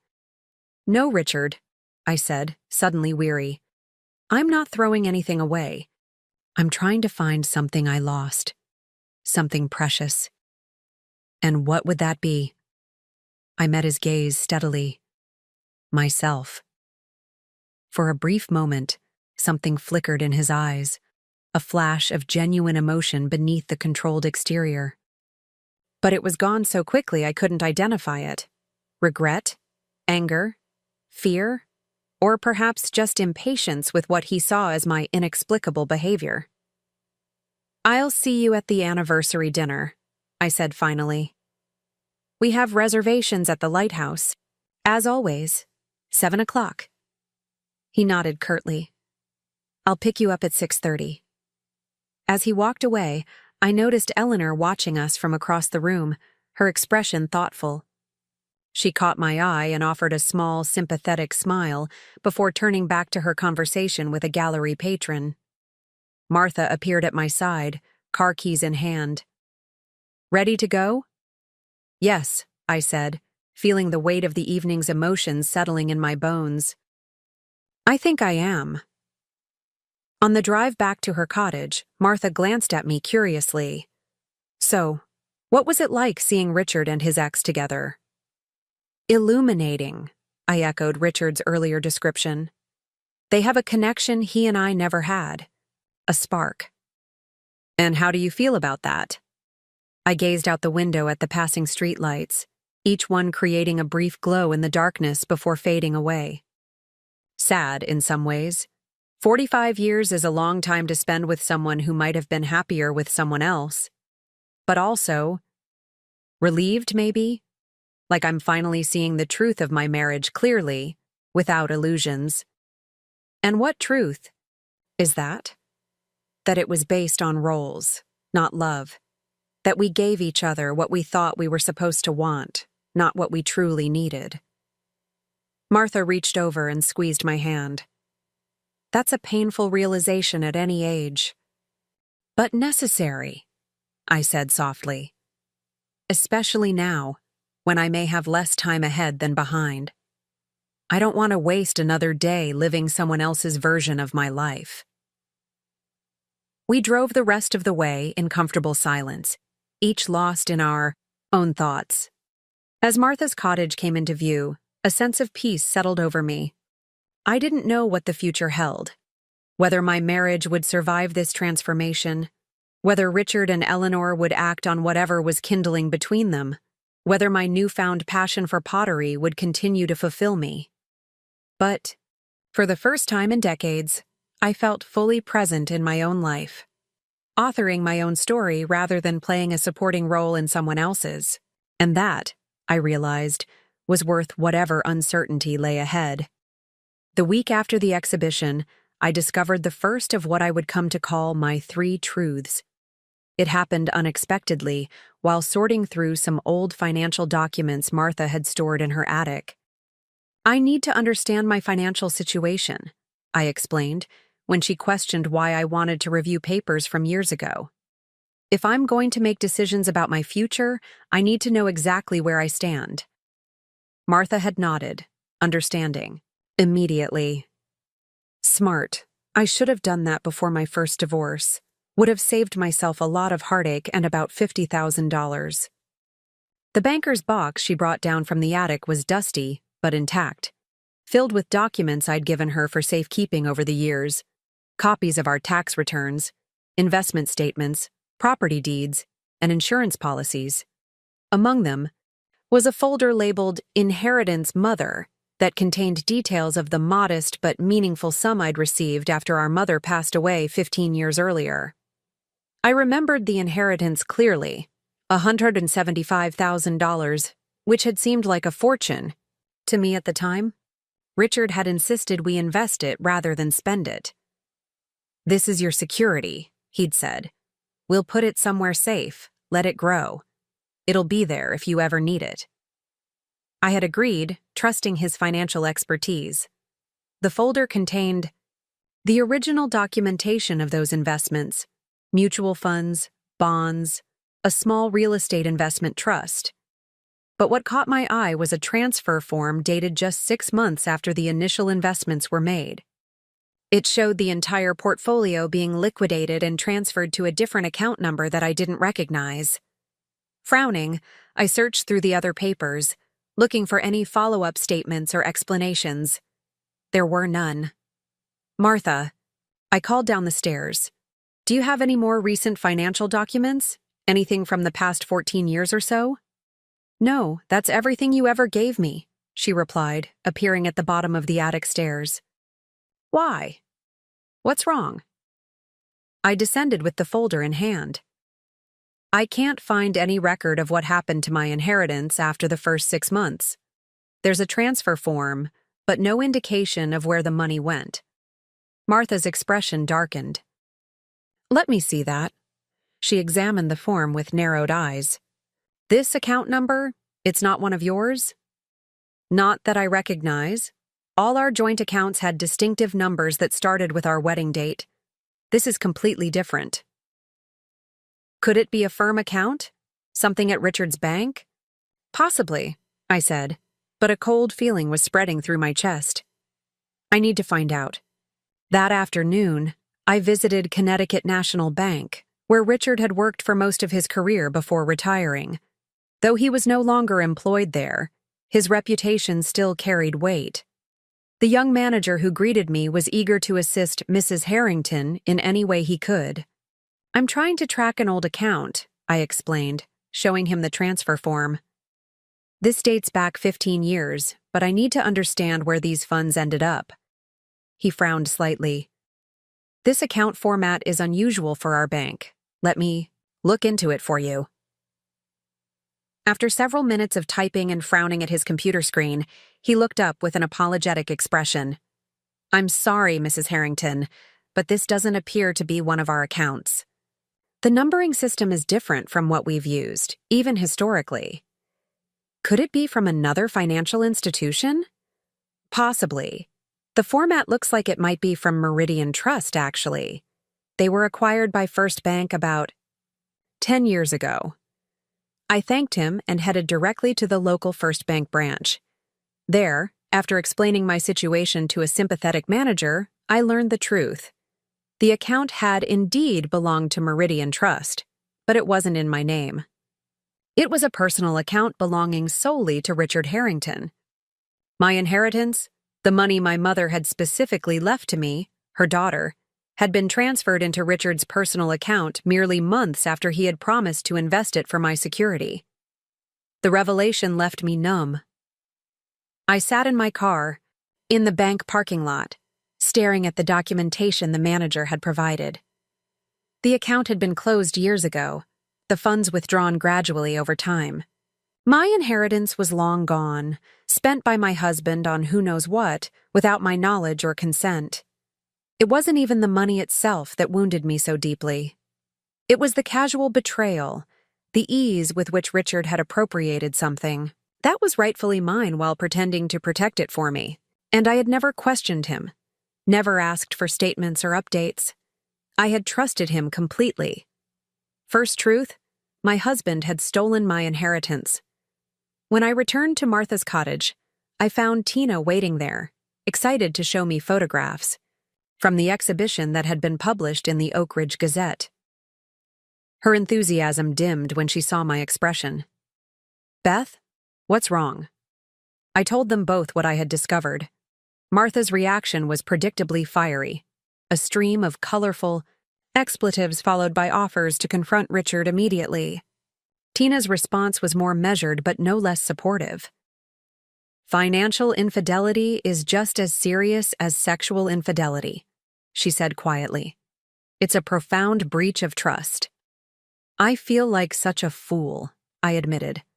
"All these years, I just assumed Richard was handling our finances responsibly, honestly. What else don't I know? What else has he hidden from me?" "There's one way to find out," Tina suggested. "Have you considered hiring someone to look into your financial history more thoroughly?" The idea had merit. Through Robert's colleague at the college, I was put in touch with a forensic accountant who specialized in divorce cases. Melissa Chen was a petite, precise woman in her 40s who listened to my story without judgment. "Financial deception in long-term marriages is more common than you might think," she told me in her tidy office. "Especially in relationships with traditional divisions of labor, where one spouse handles all financial matters." "Can you help me understand what I'm actually entitled to?" I asked. "What's mine? What's ours? What might be hidden?" "I can try," she said, "but I'll need your authorization to access financial records, tax filings, property documents, everything I can legally obtain. It will take time, and it won't be inexpensive." "I understand," I said, signing the authorization forms she placed before me. But at this point, knowledge is more valuable to me than money. Over the next 2 weeks, I immersed myself in pottery while Melissa worked behind the scenes, piecing together the financial puzzle of my marriage. My heart condition, surprisingly, had stabilized with the regular medication and perhaps, as my doctor suggested, the reduction in chronic stress. I felt physically stronger than I had in months, though emotionally, I remained in a strange limbo, detached from my old life but not yet fully situated in a new one. The Wednesday pottery sessions with Sophie and Lucas became the highlight of my week. Their uninhibited creativity inspired my own work, which was evolving rapidly under Tina's guidance. I had begun experimenting with more sculptural forms, creating pieces that expressed emotions I had suppressed for decades, pieces that felt like visual representations of the woman I was becoming. "You should apply to the Winter Arts Festival," Tina suggested one afternoon as we worked side by side in the studio. "Your work is strong enough now." "That's a juried exhibition," I protested. "For real artists." "You are a real artist," she countered. "The only difference between you and the others is they've been doing it longer. But your voice, what you're expressing through your work, that's what matters. And yours is authentic and compelling." The idea was both terrifying and exhilarating. To submit my work for professional judgment, to put my newly emerging self on display so publicly, it represented a commitment to this new path that I wasn't entirely sure I was ready to make. But before I could decide about the festival application, Melissa Chen called with an update on her investigation. "Mrs. Harrington, I've found something you should see. Can you come to my office this afternoon?" When I arrived, Melissa had spread a series of documents across her desk: bank statements, property records, and what appeared to be incorporation papers for a business entity I'd never heard of. 3 years ago, she began without preamble, your husband established a limited liability company called RH Ventures.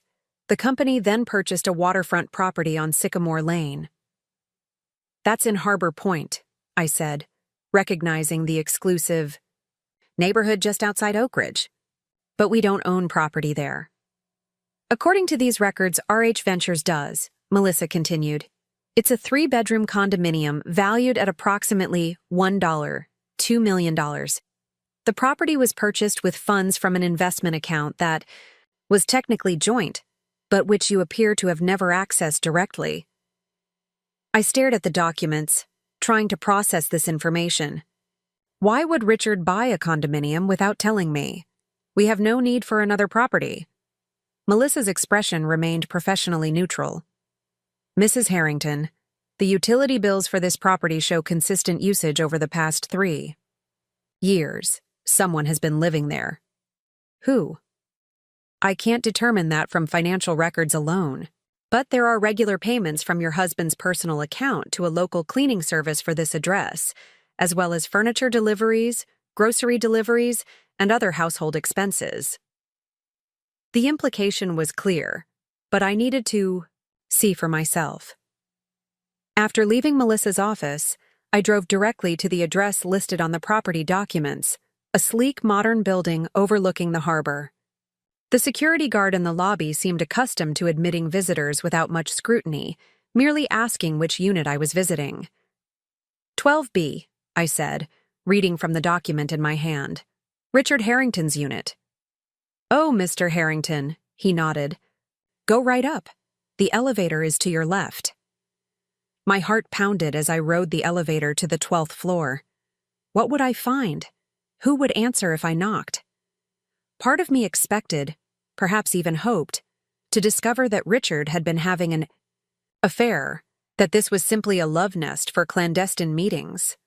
As painful as that would be, it would make sense in a way that his other deceptions hadn't. But when I reached 12B, I didn't knock. Instead, I stood there, frozen with indecision.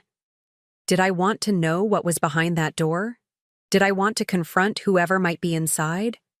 And what right did I have to demand entry to a property that, legally speaking, belonged to Richard's company rather than our marriage? As I stood there, the elevator down the hall chimed, and I instinctively stepped back, moving toward the stairwell door to avoid being seen. Through the small window in the door, I watched as the elevator opened and Eleanor Caldwell stepped out, carrying grocery bags. She walked directly to Unit 12B, set the bags down, extracted a key from her purse, and unlocked the door with the casual familiarity of someone returning home. Second truth, Richard had been maintaining a separate household for Eleanor for years. I slipped into the stairwell before she could notice me, my mind reeling with this new information. The condominium, the secret expense account, the lies about picking up the grandchildren, it all formed a pattern that was becoming impossible to ignore. Richard had been systematically creating a parallel life, one that included Eleanor, but excluded me. But how long had this been going on? Eleanor had supposedly only returned to Oak Ridge a year ago, according to what Jennifer had told me.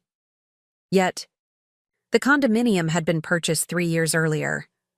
Had they maintained contact all this time? Had Richard been planning this reunion for years? Back at Martha's cottage, I shared my discovery with her and Tina, who had come over for dinner. Their reactions mirrored my own mixture of shock and strange validation. So it wasn't just a rekindled college romance, Martha said, pouring herself another glass of wine. This was calculated, planned. We don't know that for certain, Tina cautioned. The condominium might have been purchased as an investment, initially. Eleanor might have only recently begun living there. But why the secrecy? I asked. Why not tell me about the property, the company? Why distance me from the grandchildren, if not to create space for this other relationship? There's only one way to find out, Martha said firmly. You need to confront Richard directly. The thought made my stomach clench. Not yet, I said. I need more information. I need to understand exactly what I'm dealing with before I face him. That night, unable to sleep, I sat at Martha's kitchen table, reviewing everything I had learned. The financial deception, the secret property, the calculated separation of me from our family. Each revelation peeled back another layer of our marriage, exposing the rot that had been growing beneath the surface for years, perhaps decades.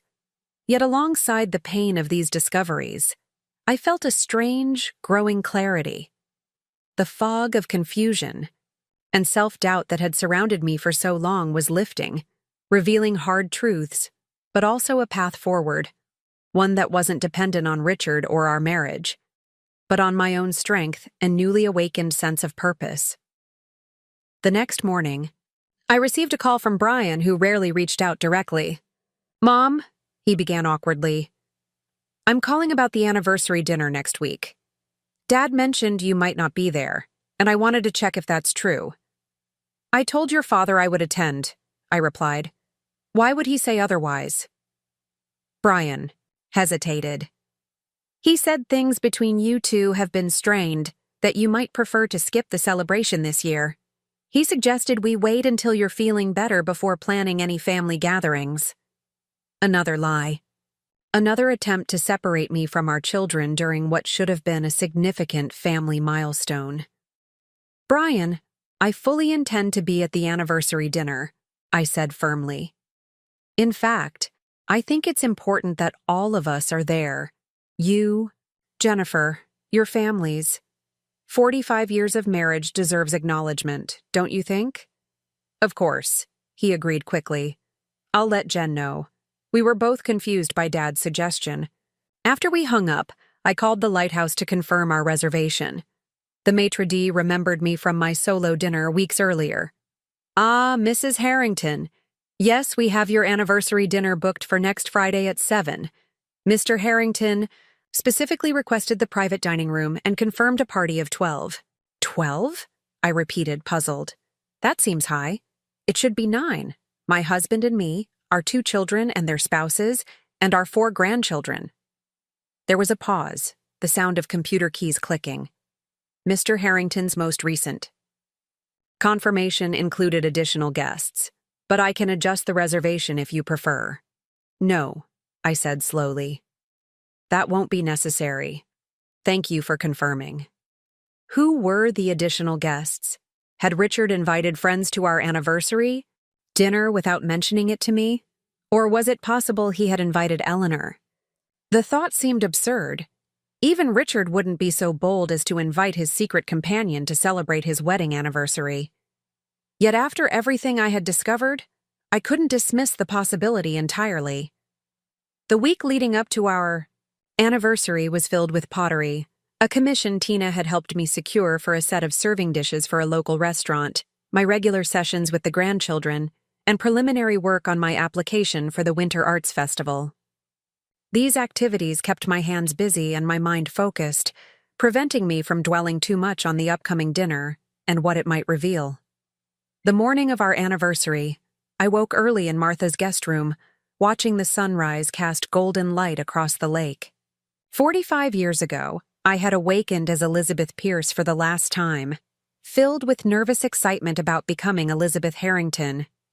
I had been 22, naive, trusting, and deeply in love with the idea of the life Richard had promised me. Now, at 67, I faced the possibility that the life I had lived was built on deceptions I hadn't been equipped to recognize. The woman in the mirror was different now, hair silver rather than brown, face lined with decades of experiences, eyes sharper, more discerning. But the heart beneath was stronger too, more resilient than I had ever given it credit for. I dressed with particular care that evening, choosing a silk dress in a deep teal color that Martha had convinced me to purchase during a shopping trip the previous week. It was more modern and flattering than anything in my usual wardrobe, with an asymmetrical neckline and a flowing skirt that moved beautifully when I walked. I wore my hair loose around my shoulders, and for the first time in years, applied makeup with a deliberate eye toward enhancing rather than merely presenting a proper appearance. "You look stunning," Martha declared when I came downstairs. "Absolutely." Radiant. "I feel strange," I admitted. "Like I'm dressing for a confrontation rather than a celebration."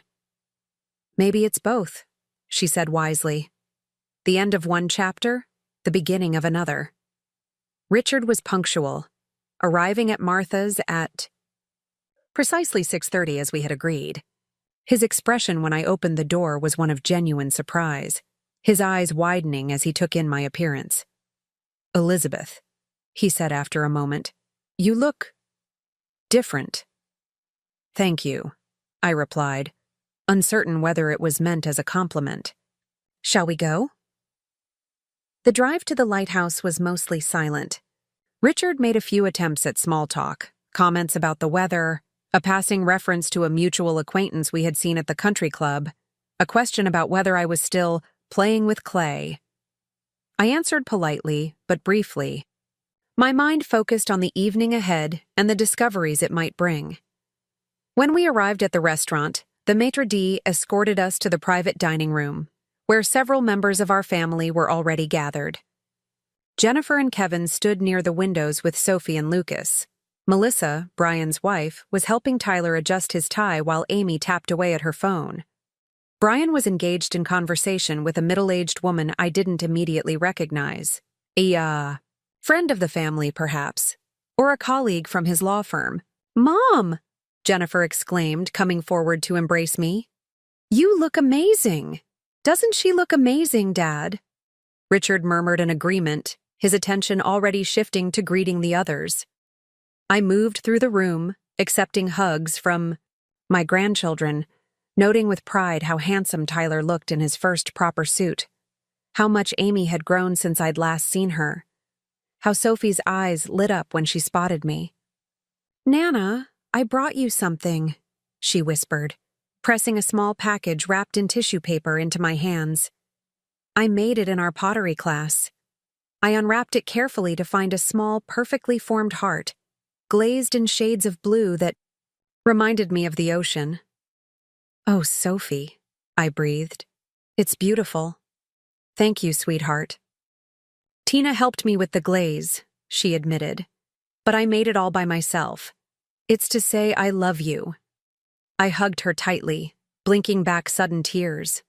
Whatever else happened tonight, this small clay heart represented something true and precious that could never be taken from me. As more guests arrived, I realized that Richard had indeed invited 3 additional people: Eleanor, as I had half expected, and an older couple I recognized as board members from the Carmichael Foundation. They entered together, laughing comfortably, clearly having come in the same car. Eleanor spotted me immediately and approached with her characteristic directness. "Beth, happy anniversary," she said, kissing my cheek as if we were old friends. "What a milestone. You look absolutely lovely." "Thank you, Eleanor," I replied, studying her carefully. Did she know about the condominium? Was she aware that I had seen her there? Her expression revealed nothing but polite warmth. Richard joined us, placing a proprietary hand at the small of Eleanor's back. "Elizabeth, you remember John and Margaret Whitman from the foundation. They were kind enough to join us this evening." The Whitmans offered polite congratulations, and I thanked them for coming, all the while noting the easy familiarity with which Richard and Eleanor stood together, like a long-established couple, comfortable in their shared space. My children were watching too, I noticed. Jennifer's brow was furrowed in confusion, while Brian kept glancing between his father and Eleanor with poorly concealed concern. As we were seated for dinner, I found myself at one end of the table with Richard. At the other, Eleanor placed conspicuously at his right hand. The arrangement felt deliberate, symbolic even, a physical manifestation of the emotional distance that had grown between us. The meal progressed with the formal elegance the lighthouse was known for. Multiple courses were served, wine flowed freely, and conversation moved in the careful patterns of a family gathering where tensions simmered beneath the surface, but were not openly acknowledged. The grandchildren, bored with adult conversation, entertained themselves with the small electronic devices their parents had wisely brought along. Richard held court at his end of the table, sharing anecdotes from our early marriage that had been polished over the years into performative reminiscences rather than authentic memories. It was during dessert, a delicate lemon tart paired with champagne, that Richard rose to his feet, tapping his glass for attention. The room quieted, all eyes turning toward him. "I want to thank all of you for joining us tonight to celebrate 45 years of marriage," he began, his voice carrying the practiced cadence of a man accustomed to public speaking. When Elizabeth and I met at college, I knew immediately she was special, kind, supportive, the perfect partner for the life I envisioned. He paused, his gaze sweeping the table but not quite meeting my eyes. Over the years, Elizabeth has been the foundation of our family, the steady presence that allowed me to build my career, that nurtured our children, that maintained our home. For that, I will always be grateful. The words were appropriate, even generous, but something in his tone made me tense. This didn't sound like an anniversary toast. It sounded like a eulogy. However, Richard continued, confirming my unease, life has a way of bringing unexpected turns. Sometimes we find ourselves revisiting paths not taken, reconnecting with parts of ourselves we thought were long gone. A strange hush fell over the room. Jennifer was staring at her father with wide eyes, while Brian had gone very still, his hand tightening around his wine glass. Richard turned toward Eleanor, his expression softening in a way I had rarely, if ever, seen directed at me. Some of you know that Eleanor and I were close in college, before circumstances took us in different directions. When she returned to Oak Ridge last year, we reconnected as friends, but it quickly became apparent that the connection we once shared had never truly faded. The implication hung in the air, stunning in its audacity. At my anniversary dinner, surrounded by our family, my husband was publicly acknowledging a romantic connection with another woman, but Richard wasn't finished. To my astonishment, and judging by the gasps around the table, everyone else's, he reached into his pocket, extracted a small velvet box, and moved to stand beside Eleanor's chair. Life offers few second chances, he said, looking directly into her eyes. I don't intend to waste this one. He opened the box, revealing a diamond ring that caught the light, sending prisms dancing across the white tablecloth. Eleanor Caldwell, I've loved you for 50 years. Will you marry me? The room erupted in confused exclamations. Jennifer looked horrified, half rising from her chair before Kevin placed a restraining hand on her arm. Brian was shaking his head in disbelief. The grandchildren, sensing the adults' distress, looked up from their devices with wide, confused eyes. Eleanor, to her credit, appeared as shocked as everyone else. Her face flushed, her hand flew to her throat, and she stared at Richard with an expression I couldn't quite decipher. Part surprise, part embarrassment, but also, unmistakably, a flash of pleasure. Richard, she finally managed. This is hardly the appropriate moment. It's exactly the right moment, he insisted. Everyone who matters to me is here. I want them all to know how I feel, to understand the choice I'm making. It was as if I weren't even in the room. As if 45 years of marriage could be erased by this grand theatrical gesture. As if our anniversary dinner were merely a convenient gathering of witnesses for Richard's new beginning, rather than a celebration of our shared past. The surreal quality of the moment held me immobile for several seconds. Then, with a clarity that felt almost supernatural, I knew exactly what I needed to do. I stood up, my chair scraping slightly against the floor. The sound drew all eyes to me, including Richard's, who had the grace to look momentarily abashed, as if suddenly remembering my existence. I believe, I said, my voice steady and surprisingly strong, that before anyone answers that proposal, there are 3 truths that need to be acknowledged. Third truth, in that moment, facing my husband of 45 years as he proposed to another woman at our anniversary dinner, I realized I was finally, completely free. The private dining room at the lighthouse fell utterly silent. Every face turned toward me, shocked, uncomfortable, curious. Richard's expression shifted from momentary embarrassment to indignation, his brows drawing together in that familiar way that had always signaled his displeasure. But for once, his disapproval held no power over me. Elizabeth, he said, his voice tight with controlled anger, this is hardly the time. On the contrary, I interrupted, surprising everyone, including myself. If you can propose to another woman at our anniversary dinner, surely I can speak my truth in the same venue. Eleanor at least had the grace to look mortified. She placed her hand on Richard's arm. Richard, perhaps we should continue this conversation privately. No, I said firmly. I think we've all had enough privacy and secrets. It's time for honesty. I looked around the table at our family, our children with their mixture of horror and confusion, our grandchildren watching with wide eyes, absorbing every word and gesture. I apologize to all of you for what is clearly becoming an uncomfortable evening. But some things need to be said.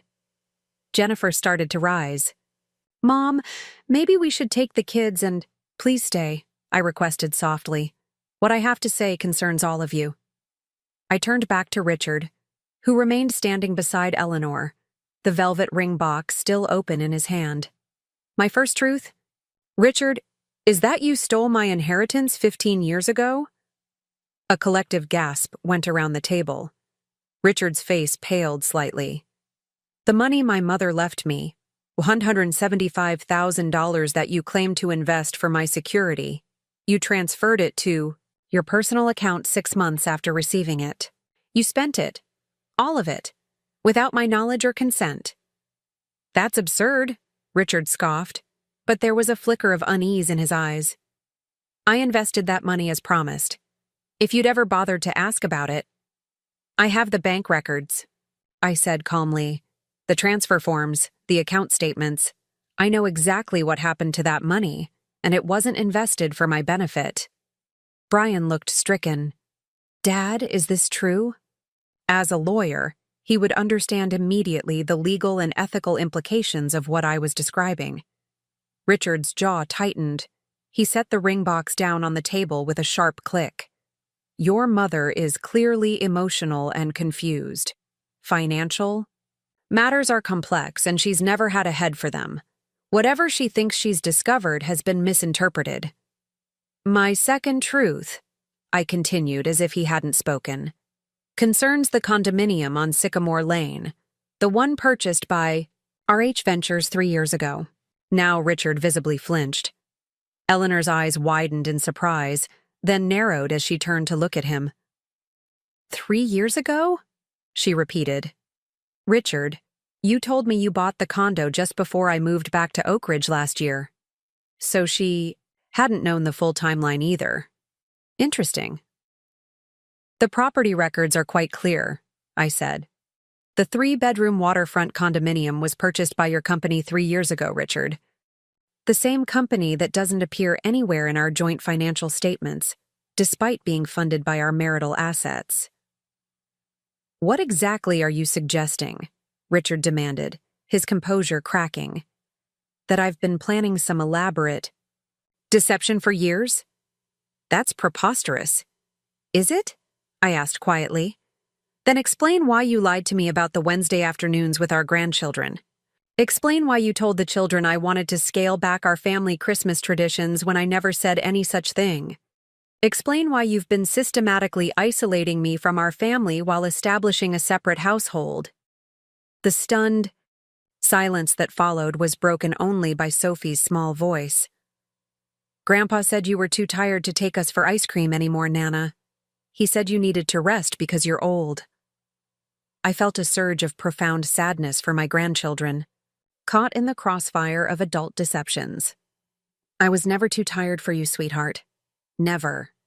Richard's face had gone from pale to flushed, anger replacing his initial shock. This is outrageous. You've been acting irrationally for months, Elizabeth, moving out, neglecting your responsibilities, taking up with that Potter woman. Now, you're publicly humiliating me with these wild accusations. This is exactly why I've been concerned about your mental state. The familiar tactic, deflection, gaslighting, questioning my sanity, washed over me without effect. I had anticipated it, expected it even. But the Richard standing before me now, defensive and blustering, seemed smaller somehow, less intimidating than the man who had dominated my life for decades. My third truth, I said, my voice gaining strength, is the simplest but most important. I don't need you anymore, Richard. I don't need this marriage. I don't need your approval or your protection or your financial support. For the first time in 45 years, I'm standing on my own, and I've discovered I'm stronger than I ever knew. The declaration hung in the air, clear and undeniable. Around the table, expressions shifted. Jennifer's eyes filled with tears, while Brian looked at me with something approaching admiration. Eleanor, still seated beside Richard's empty chair, studied me with undisguised interest, as if seeing me clearly for the first time. Richard, however, seemed unable to process what was happening. His mouth opened and closed, searching for the familiar patterns of control that had always worked before. "You're making a scene," he finally managed, his voice lowered but intense. "This is embarrassing for everyone. We can discuss our private matters at home. I'm not coming home, Richard. I haven't been home for weeks, and you've barely noticed my absence except as an inconvenience to your routine. That tells me everything I need to know about the true nature of our marriage." I turned to Eleanor, who was watching this exchange, with visible discomfort. "Eleanor, I don't blame you for any of this. Whether Richard has been planning your reunion for years or opportunistically seized the chance when you returned to Oak Ridge doesn't really matter. What matters is that I finally understand the role I've played in my own life, a supporting character rather than the protagonist." Eleanor nodded slowly, a flicker of genuine respect crossing her features. "I never intended to cause pain. Beth, when Richard and I reconnected, he told me your marriage had been essentially over for years, that you lived separate lives under the same roof. Another convenient fiction," I acknowledged, "but one I inadvertently helped create by disappearing into the background of my own existence." Richard made one final attempt to regain control of the situation. "Elizabeth, you're clearly unwell. Your heart condition, the medication, it's affecting your judgment. Let me take you home and we can sort this out privately." I almost laughed at the transparent maneuver. My heart condition improved dramatically once I removed the primary source of stress in my life. You, Richard. I gathered my purse and the small clay heart Sophie had given me. "I won't be requiring a ride. Martha is waiting for me outside." Jennifer stood quickly. "Mom, wait. Don't go like this." I smiled at my daughter, touched by her concern. "I'm not disappearing, Jennifer. I'm just choosing a different path. You and the children will always be part of my life if you want to be." "Of course we do," she said firmly. "We love you." "And I love you all," I assured her, glancing around at the family members whose expressions ranged from shock to confusion to dawning understanding. This isn't about rejecting family. It's about reclaiming myself. I addressed the table. One last time. "I apologize for the disruption to what should have been a celebration. But perhaps it is a celebration after all, just of a different kind of milestone than we anticipated." Then I turned and walked out of the private dining room, head high, steps steady. The maitre d' watched with barely concealed curiosity as I passed through the main restaurant, no doubt wondering what drama had unfolded in the Harrington anniversary dinner. Outside, Martha's car was idling by the entrance just as promised. She leaned across to open the passenger door, her expression a mixture of concern and eagerness.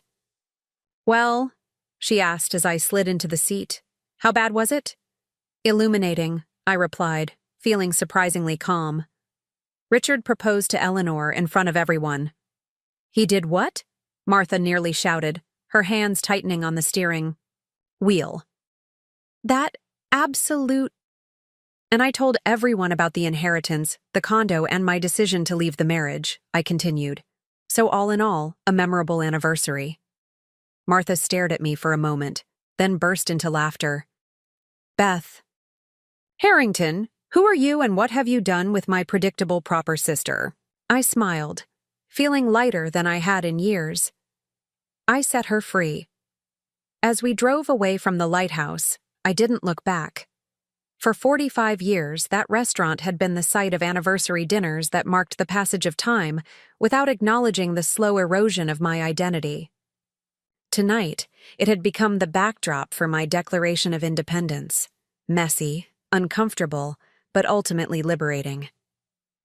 Back at Martha's cottage, I kicked off my shoes and accepted the glass of wine she poured for me. We sat on her porch swing, wrapped in light blankets against the November chill, listening to the gentle lapping of lake water against the shore. "Do you think he'll actually marry her?" Martha asked after a while. "I have no idea," I admitted. "But I'm surprised to find I don't really care. Their story belongs to them now. I'm focused on writing my own." My phone buzzed with incoming text messages, several from Jennifer, one from Brian, and surprisingly, one from Melissa, Brian's wife, who had always kept a polite distance. I read Jennifer's first. "Mom, we're all in shock, but I'm also really proud of you. Can we talk tomorrow? Love you." Brian's was more reserved, but supportive in his lawyer-like way. "Dad's behavior was inexcusable. Let me know if you need legal advice going forward." Melissa's message touched me unexpectedly. "Beth, I've always admired your grace, but tonight I admired your courage even more. Whatever comes next, please know you have allies in this family." There was nothing from Richard, which didn't surprise me. His pride would be too wounded for any immediate communication. In time, we would need to have practical conversations about the dissolution of our marriage, the division of assets, the legal ending of a union that had emotionally concluded long ago. But tonight, I was content to let the dust settle on the rubble of what we had built together. "What happens now?" Martha asked, gently pushing the swing with her foot. "Practically speaking? Divorce, obviously. I'll need to find a permanent place to live, sort out finances, establish my new normal. And less practically speaking?" I smiled into the darkness. "I'm going to apply to the Winter Arts Festival. I'm going to take Sophie and Lucas to pottery class every Wednesday. I'm going to see what it feels like to live a life of my own, choosing." Martha squeezed my hand. "Good. It's about damn time." The aftermath of the anniversary dinner unfolded in ways both expected and surprising. As predicted, Richard attempted damage control, telling friends and acquaintances that I had suffered a mental break brought on by my heart condition and medication. Few seemed to believe him, particularly after Brian and Jennifer made no effort to conceal their anger at his behavior. Eleanor, to her credit, declined the hasty proposal. According to Jennifer, who had reluctantly agreed to have coffee with her, Eleanor had been genuinely shocked by Richard's public display and dismayed to learn about the condominium's true history. She had moved out of the Sycamore Lane property and was reconsidering her relationship with a man who had shown himself capable of such calculating deception. "She actually asked about you," Jennifer reported during one of our increasingly frequent lunches. "Wanted to know if you were doing okay. Said she respected how you handled yourself that night." "That's generous of her," I acknowledged. "I meant what I said. I don't blame Eleanor for any of this. She was working with the information Richard provided, just as I was for all those years." The divorce proceedings began with predictable tension, but moved forward steadily. Richard initially contested my claims about the financial deceptions, but faced with the documented evidence Melissa Chen had compiled, his lawyers eventually counseled a more cooperative approach. The settlement negotiations were still ongoing, but I felt confident I would emerge with enough to live comfortably, if not lavishly. In the meantime, I moved out of Martha's guest room and into a small apartment above Tina's pottery studio. The space was modest but filled with light, with large windows overlooking the town square and built-in shelves that soon displayed my growing collection of ceramic pieces. It felt like the perfect transitional home, close to my work, independent, but not isolated, mine in a way no space had ever truly been before. Winter settled over Oak Ridge, transforming the landscape with snow and ice.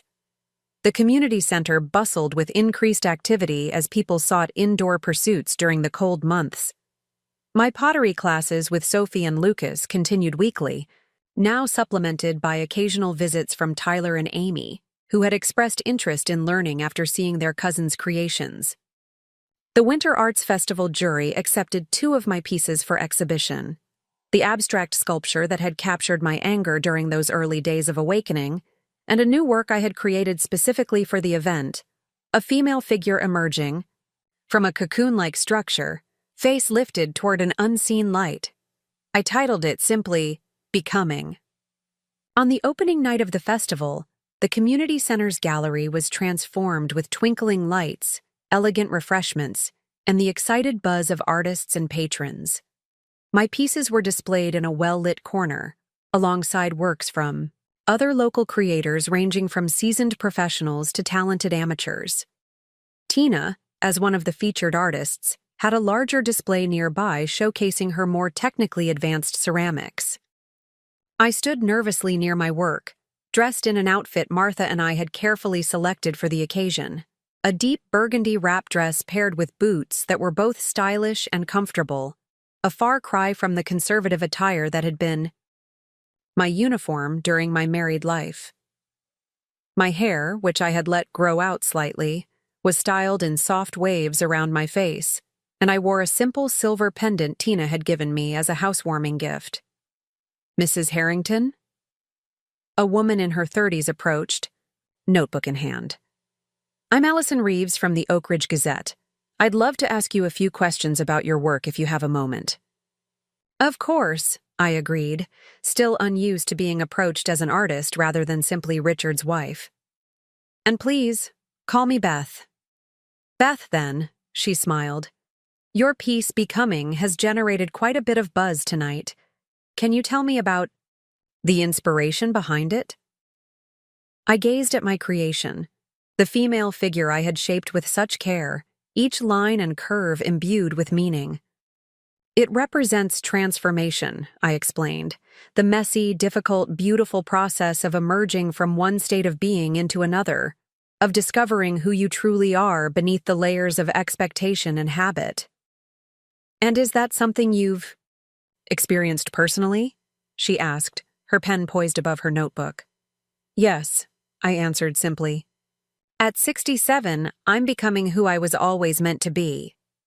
She nodded, jotting down my words. "I understand this is a relatively new artistic pursuit for you. What prompted you to begin working with clay?" The question gave me pause. So many possible answers tumbled through my mind: my heart diagnosis, Richard's betrayals, Martha's support, Tina's encouragement. But the truest answer was both simpler and more complex. I needed to create something that was solely mine, I said finally. Something that couldn't be taken from me or diminished. Clay offered that opportunity to transform something raw and shapeless into something intentional and meaningful. Allison seemed pleased with this response, noting it carefully before moving on to more technical questions about my process and future artistic plans. As we spoke, I noticed movement. Near the gallery entrance, Richard standing stiffly in a charcoal suit, scanning the room with evident discomfort. Our eyes met across the crowded space, and after a moment's hesitation, he made his way toward me. "Mr. Harrington." Allison brightened with the instinct of a journalist sensing a story. "Are you here to support your wife's artistic debut?" Richard, I cleared his throat awkwardly. Yes, I suppose I am." I thanked Allison for the interview and promised to speak with her again later.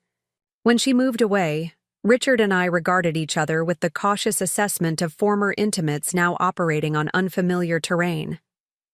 "Your lawyer sent over the revised settlement terms," he said finally, his voice formal. "They seem reasonable. I've instructed my team to proceed." "Thank you," I replied, equally businesslike. "That will simplify things." An uncomfortable silence stretched between us. Richard glanced at my sculpture, his expression unreadable. "This is what you've been doing all these months? Making art?" Among other things, rediscovering myself, building a new life. He shook his head slightly, as if still unable to comprehend the transformation I had undergone. Eleanor declined my proposal, he said abruptly. She's moved back to Boston. I'm sorry, I said, surprised to find I meant it. Not because I wished for Richard's happiness with Eleanor specifically, but because I no longer harbored the bitterness that had initially fueled my revelations at the anniversary dinner. Are you? He studied my face with genuine curiosity. I would have thought you'd be pleased. My happiness isn't dependent on your unhappiness, Richard. That's one of the most important things I've learned recently. He absorbed this, his expression thoughtful. I never meant to hurt you, Elizabeth. You just prioritized your own needs and desires, I finished for him, as you always have. The difference is, I'm finally prioritizing mine as well. Around us, the exhibition continued. People admiring artwork, engaging in conversations, enjoying the festive atmosphere. This public space, filled with creativity and community, felt worlds away from the private dining room at the lighthouse where we had last confronted each other. We were different people here, not husband and wife locked in familiar patterns, but two individuals finding their way through the aftermath of a shared history. Your work is quite good, Richard said after another silence, gesturing toward my sculpture with a hint of reluctant admiration. You clearly have a talent for this. The compliment, awkward but seemingly sincere, caught me off guard. Thank you, I said simply. I never knew you wanted to be an artist, he added, a note of accusation creeping into his voice. Neither did I replied honestly. But then, I never gave myself permission to find out. Richard nodded slowly, as if finally beginning to understand something fundamental about our marriage and its dissolution. Well, he said, straightening his tie in that familiar nervous gesture. I should let you get back to your fans.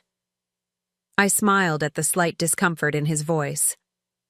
Goodbye, Richard. As he walked away, I felt no regret, no lingering attachment, just a peaceful certainty that I was exactly where I needed to be.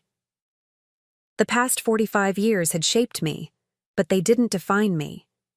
The future stretched ahead, uncertain but full of possibility, mine to craft as deliberately as the clay beneath my hands.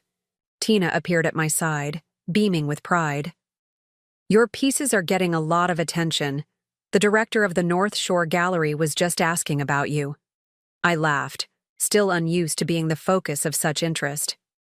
One step at a time. I'm still learning. Aren't we all? She replied wisely. That's the beauty of it. There's always more to discover, more to become. More to become. The phrase echoed in my mind, perfectly capturing the journey I had begun that October day, when I first realized my invisibility in my own home.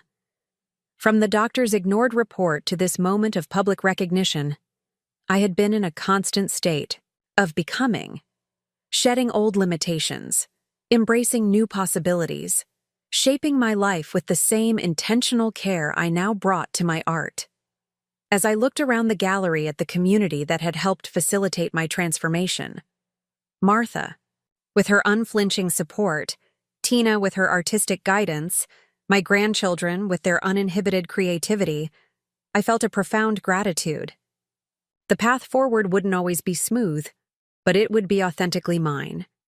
And that, I realized as I turned back to greet another person interested in my work, was the greatest truth of all. Up next, you've got two more standout stories, right on your screen. If this one hit the mark, you won't want to pass these up. Just click and check them out.